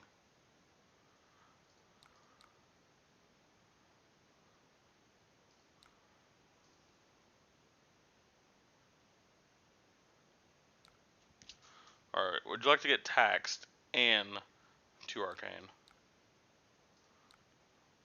at the same damn time? I will say channel is not as important in this matchup from the Iyslander side, at least in my opinion. I'm not too bothered by it. Alright, we just play the Healing Bomb. This is fine. They are asking me like how much damage I have in my deck. And it is on me to properly use my time. Yeah, I'm not really interested in doing that. Probably gonna keep the channel around, TBH.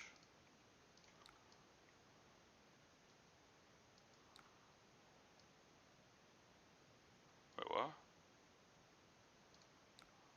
I don't know why it was gonna let me fuse Aether Hell. But hey, man. God, that's not just broke. I confused with cards in my arsenal. Hell yeah, brother.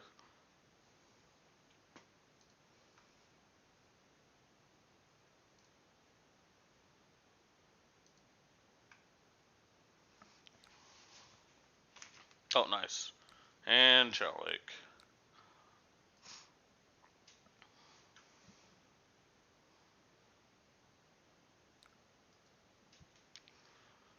And if this game actually does go long enough, which was it is one issue with the Riptide deck, is if the game goes long enough and all you have are traps, the game is just over. So there is some incentive for me to stall the game out.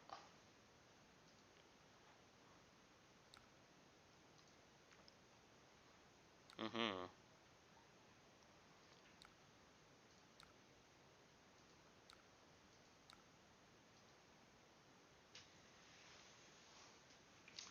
Damn.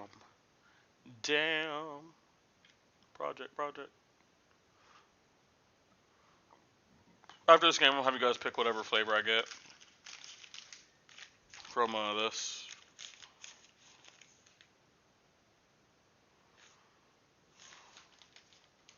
Ooh, that oh, they're on the fucking red. Oh, they're on the like a heavy red version. Actually, was Iron Red? Well, I was on. I was I on Merciless. I would have to go through from my February and look, which I might. I have like a bunch of builds on there, but I don't have like all of my builds on there. Some of my builds have been deleted. Oh yeah, through Channel Lake, baby. Let's go. Through fucking Channel Lake. Yeah. All right, let me look real quick. Rip.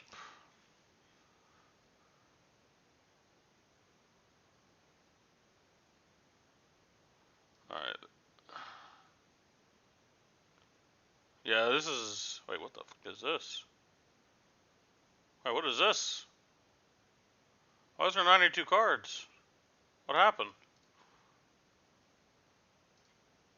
Oh, I think this is when me and him were making our live stream talking about. I was just looking at all the possible cards that could probably go on Riptide. And then me and him both made Riptide builds, and I think this was. He made his first, and then I made mine.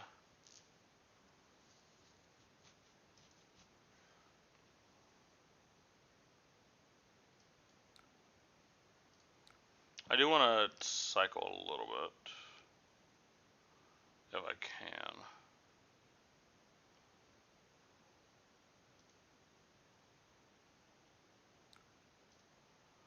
Maximum value.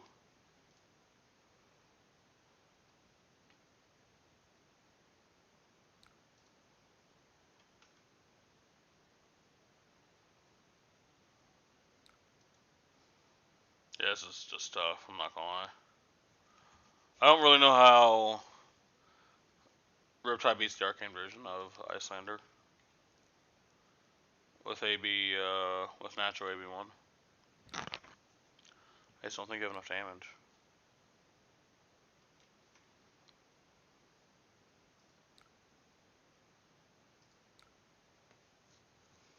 Hmm.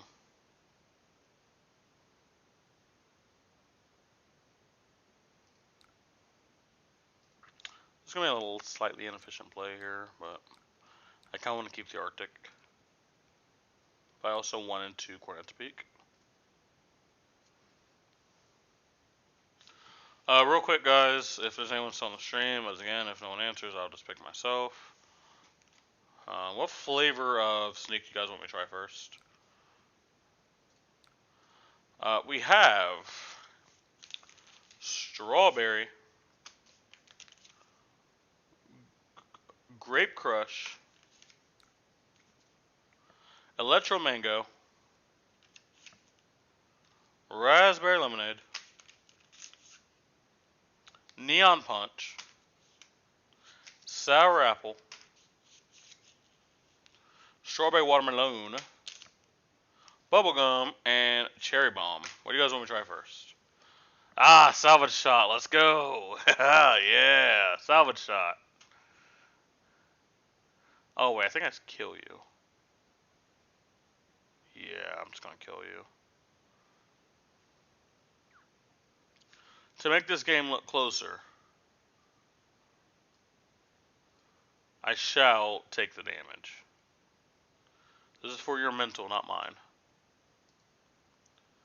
Oh, I don't have anyone here. Crap. Here, I'm going to do this flavor. Raspberry lemonade, you win. Alright. Oh, crap, I realized my friend gets home in 30 minutes, and I have not taken a shower yet. I haven't packed at all. Mistakes have been made.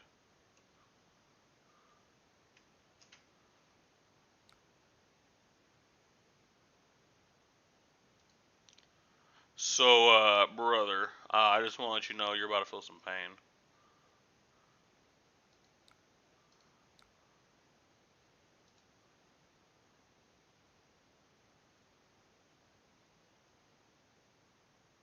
Wait a minute. I think I'm confused. Y'all think I'm confused. Wait, what? Wait.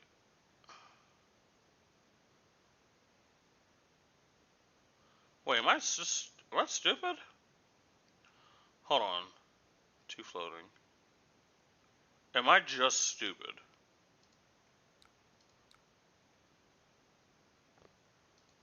I think I just had a stroke. I am stupid. Because this costs 3. Okay, cool. We figured it out, guys. We figured it out.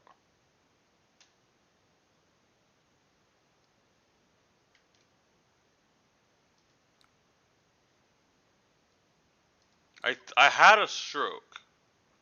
I had a mild stroke, but it's fine.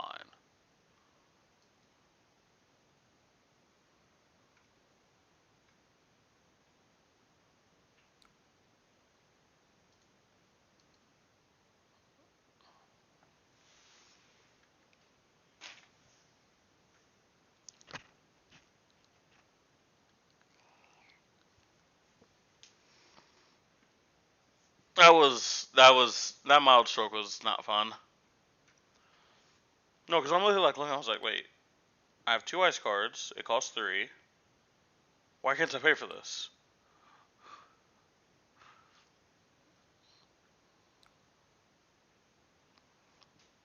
I think I gotta get Freezing Point Arsenal. I think probably yeah. That makes sense. The issue is now we can just do something even better. We can just let them know they don't get to have a turn.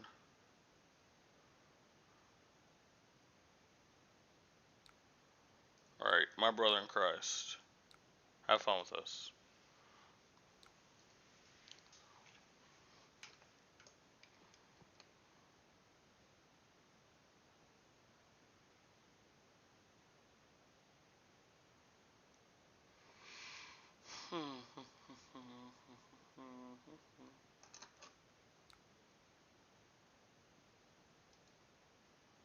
Alright, we didn't deal damage to him, but unfortunately.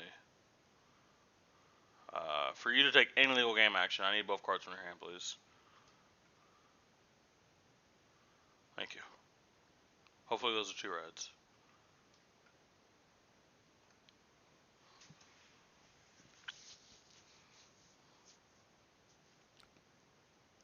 Yeah! Let's go. I do want to cycle.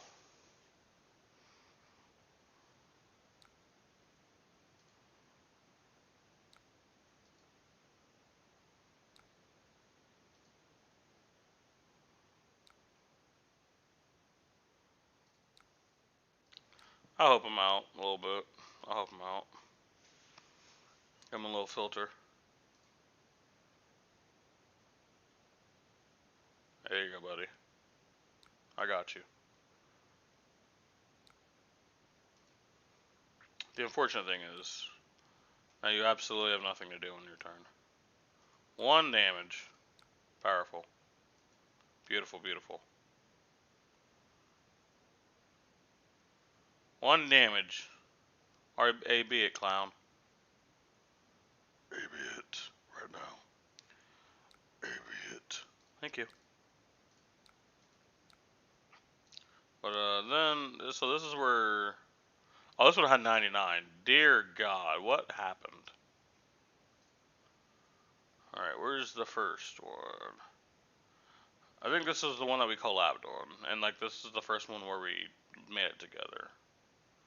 We'll check it out after. We'll check it out in a second. Ha! He's just trying to beat up on Bolton for some reason. But yeah, this one was designed to relieve the resource off Trench. Like, this one used Trench a lot. Did, like, really cool plays. This didn't have, like, this didn't have the spicy card in it, though. Which one had the spicy card in it? Was it this one? I need the spicy card. It wasn't this one either. Oh, maybe I just took it out of the version, actually. Alright. Just so there's no funny Shalom business. Not interested in any of your business.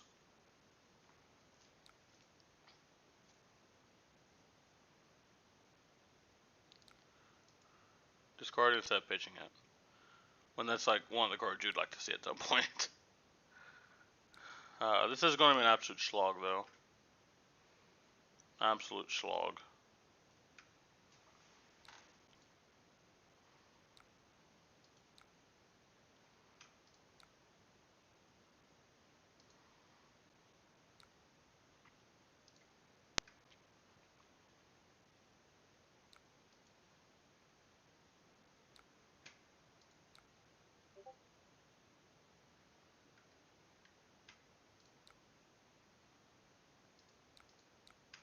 I want to save these Ice Fans for another cycle.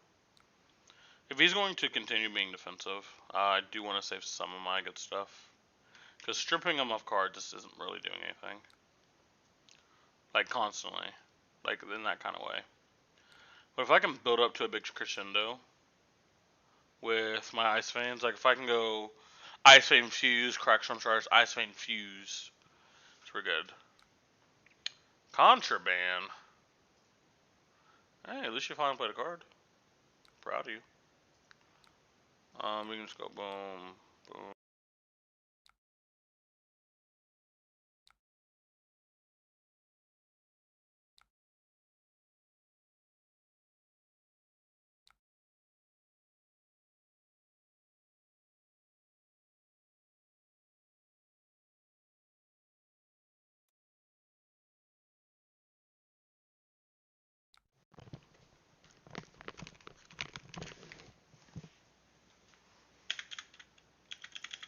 Yeah, Blizzard isn't like optimal here, but I need to clear out the arsenal. Unfortunately, he's not on a go wide Riptide, so Blizzard is kind of dog ass.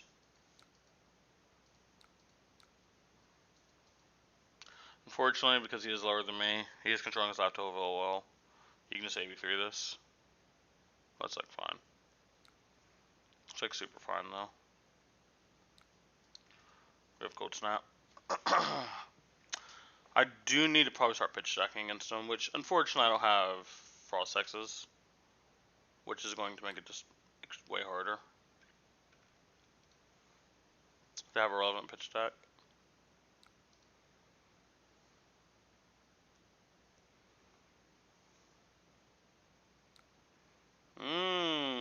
He's starting to throw some attacks, eh? A little Kensei Kunsai in here, huh?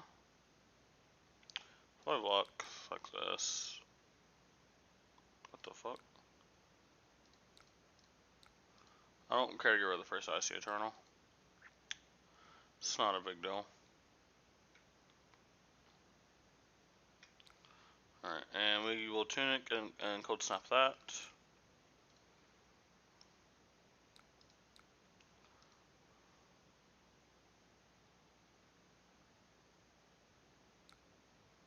Uh, uh, uh, uh, uh.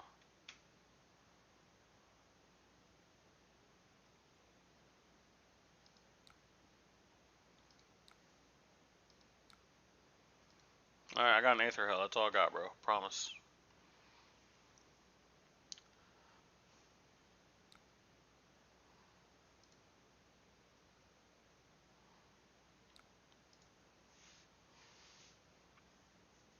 Hey. Hey, it's about to get real tough for you, young blood.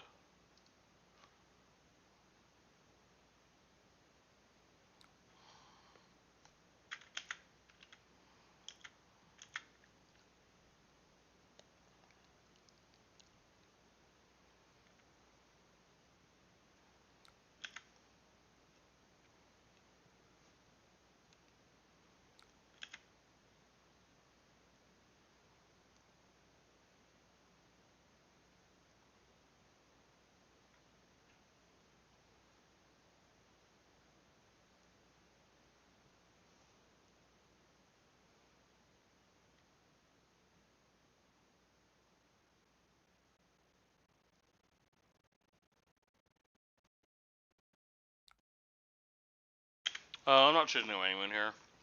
The reason being is the play I want to make, I want to make sure I have Channel Lake Frigid with also doing something relevant. I do need to do some chip damage here, so I'm sending 6 this turn. Should confirm some damage. Strip 2 cards from, that's fine.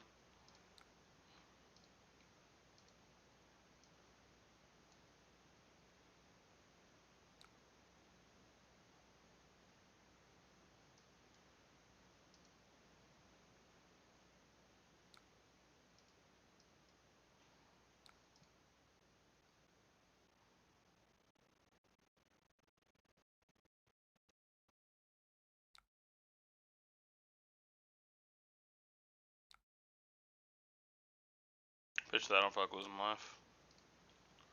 I'm gonna say a show, this is just to establish it. It's fine. I'm going to just take this, to be honest. Yeah, at some point his deck's going to get very bad. We are waiting on that part. I could get very greedy in channel and Aether Hell. That's probably just a bad idea.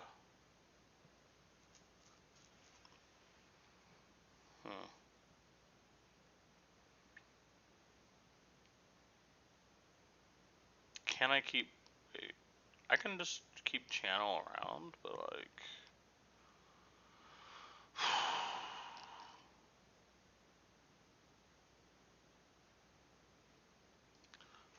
I want to go without an Arsenal one turn. I do want to actually see something. I want to see how well he can play without disruption. Oh, from like on his turn.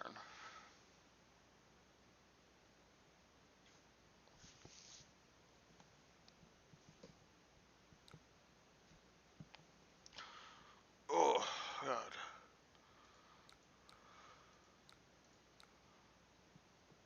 If it goes on 3, this turn would have been easier.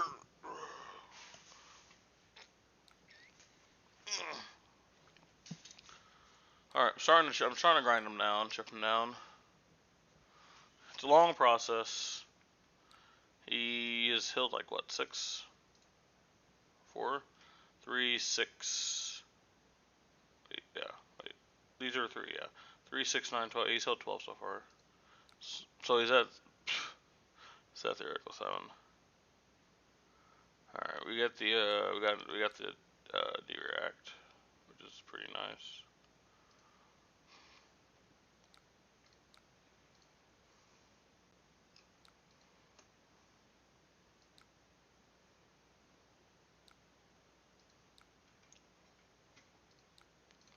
Keep the Icy Eternal.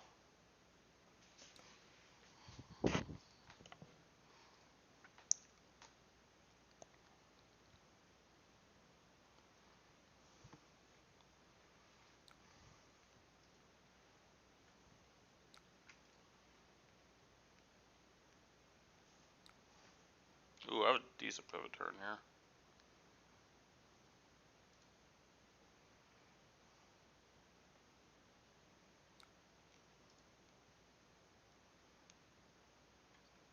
Salvage shot.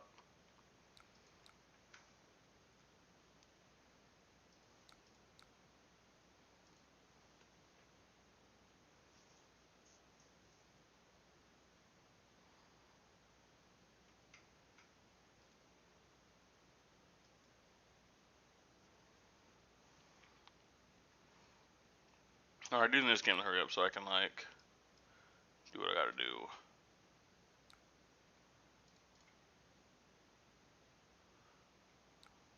I do think I have enough damage to fatigue him, though. I do think I do.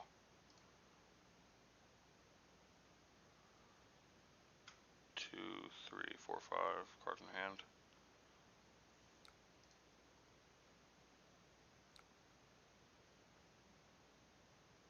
Oh, yeah. Trying to see if I can use some of those traps. That's all.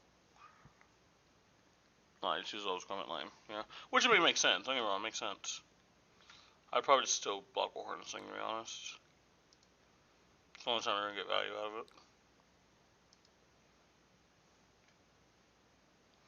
it. Yeah, Nursing Him is also just not a card I want to see anymore. Okay.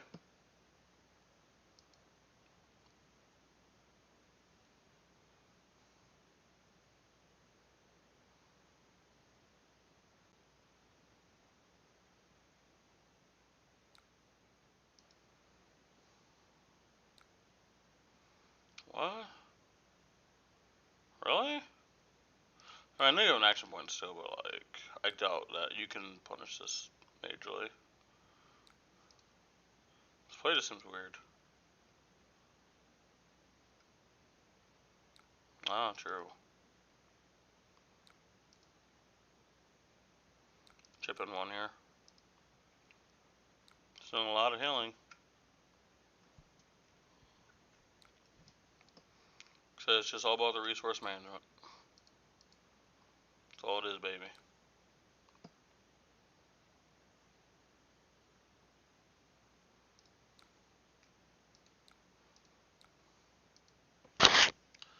I am going to try to go for my first big Icy Eternal. If I draw 4 blues and then one of them are ice cards.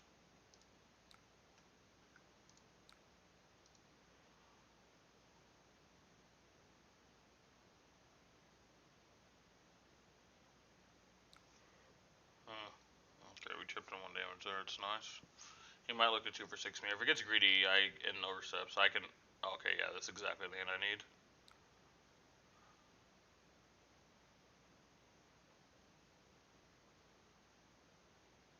He probably has 2 reds. I call him God.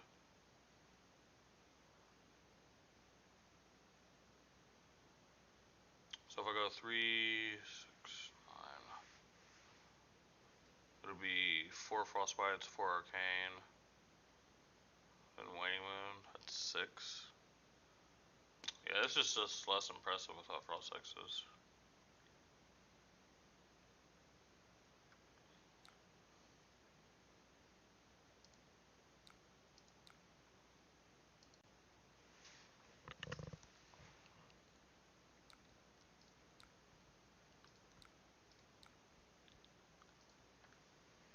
My England for 2.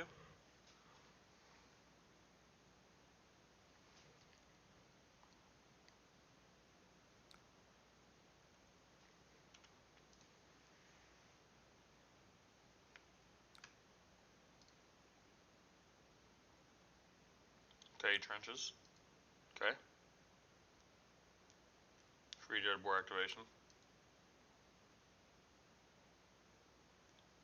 And this was pretty good.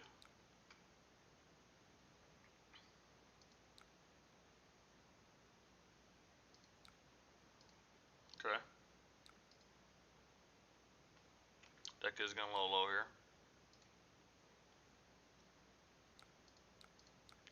Alright, we got the third Insidious Chill. So now I'm probably just going to send it on our next quad blue hand. I shouldn't have too many reds left, if there's any left. Okay, okay, I knew these were here. That part we knew. Oh, god dang it. uh,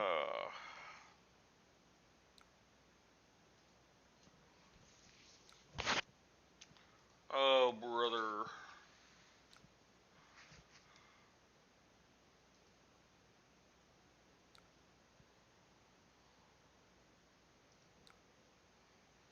I can at least use it. Using it low-key probably doesn't matter, but like... Just let me cook. Alright, strip his hand for this, and then... strip his hand on his turn as well.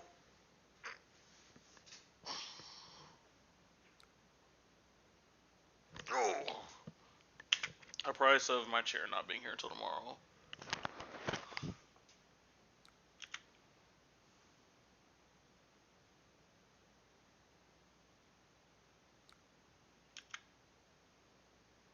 Alright, got one card in hand. Sending 5. You guys hand. No, don't start doing your actions, dog. Don't you even start doing that. What would you have possibly meant to do? My friend? I am risking this here, but like I said, the deck should be majority blues. But I do want to chip them there.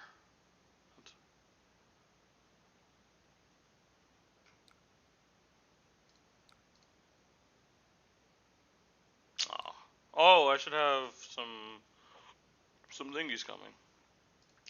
Alright, so we're gonna strip his hand again. There should be a yellow Ice Vein next, if I recall.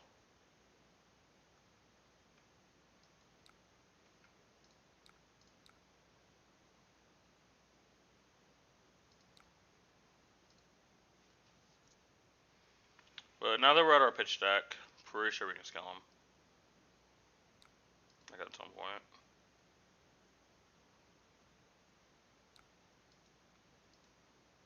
Yep, all the traps.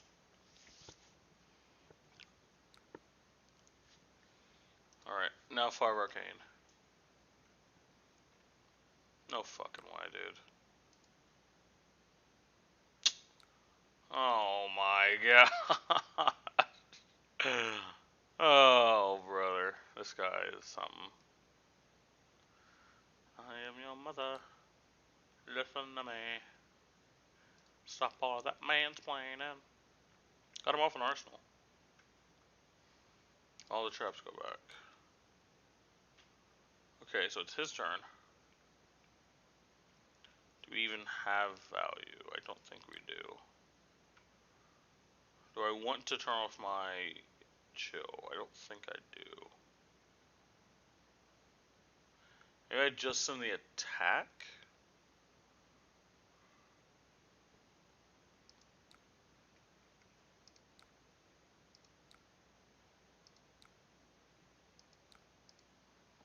Save it.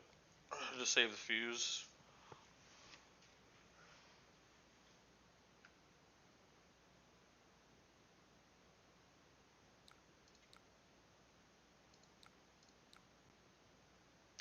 It's keeping it red in the deck, unfortunately, which I'm not too thrilled about.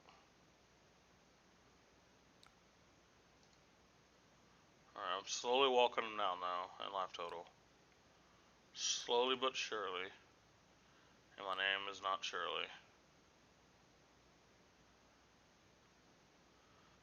So the thing about this hand is I don't have a spell to Storm Striders in. So I think unfortunately I just let them go.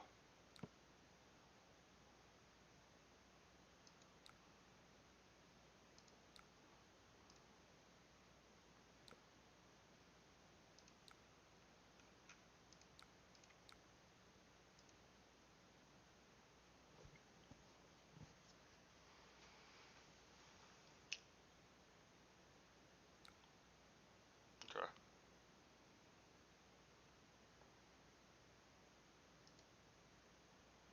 Venus.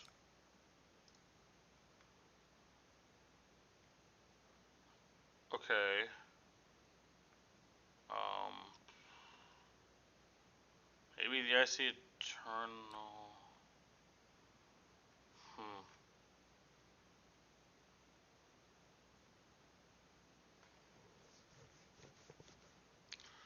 Alright, let me think here. So if I go Icy Eternal, pitch, fuse, that's 3. I'm not gonna do math anymore, I don't feel like it. We're just gonna pitch, fuse. Both these resolve first.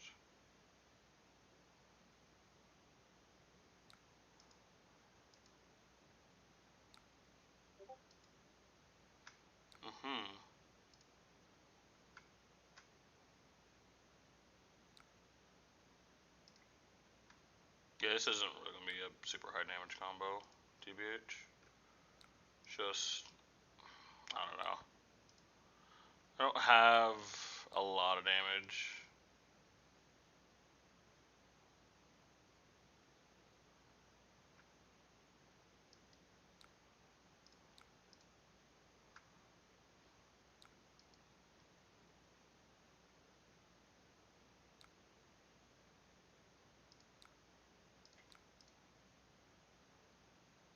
Alright, got him to 7.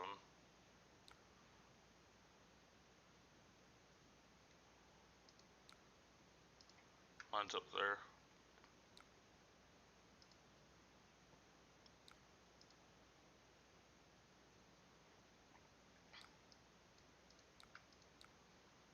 I just wish I had a better spell to Striders in. Like the red Aether Flare or Aether Hell or something. That would have been pretty sick nasty. But he is what it is, officer.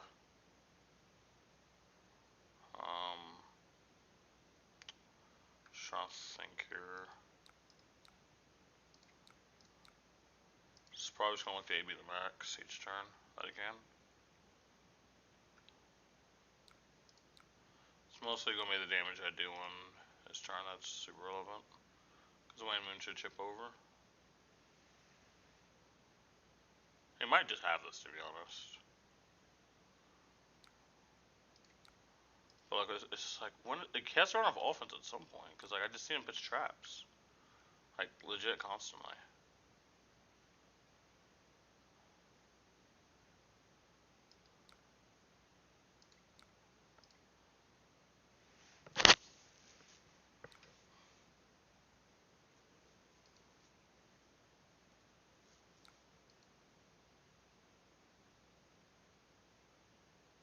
Have a red. Ooh, took 3? Okay.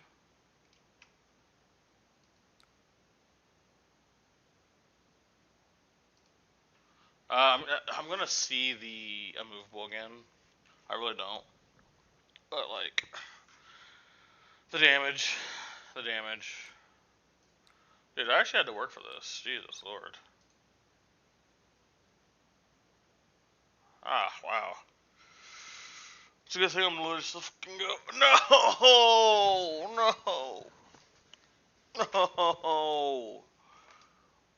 Why, man? Please tell me it's the last one at least. I've legit not seen him pitch. I mean, I guess he sells way too many cards in that compared to me. So now it just does nothing. Oh god. That is literally the last thing I needed. I have one red Aether Hail, which might get it. Might get it.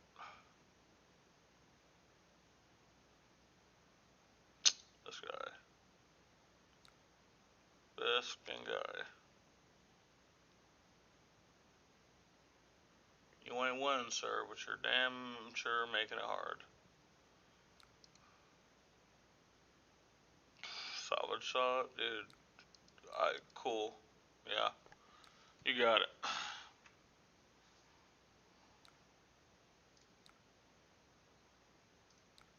I literally beg you. I'm sending 6, man. Come on. It's like, just leak through.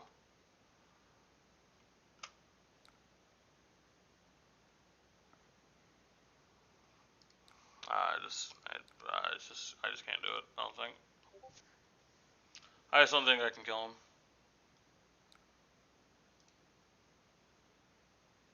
So it turns out my Riptide build can fatigue Ice Slander both ways.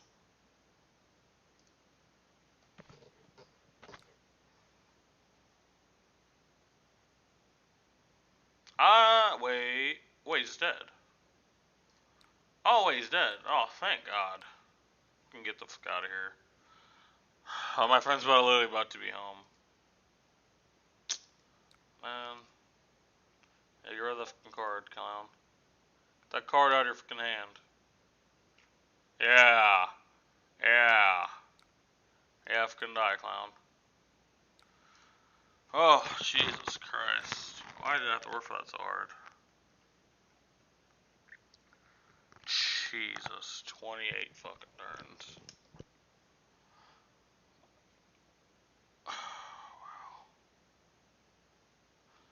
Hey, there's my combo turn.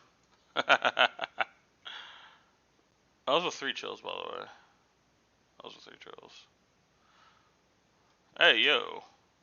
Pause. Alright, guys. Thank you guys for joining the stream. It was fun. I know I haven't got to stream in a while, but once our RTN season's over, I'll try to stream more. I'm tired all the time now, guys. I apologize. If you guys enjoyed the stream, make sure you guys like, subscribe, comment down below what you guys want to see next. Video more stuff from TCG. I'll see you guys next time.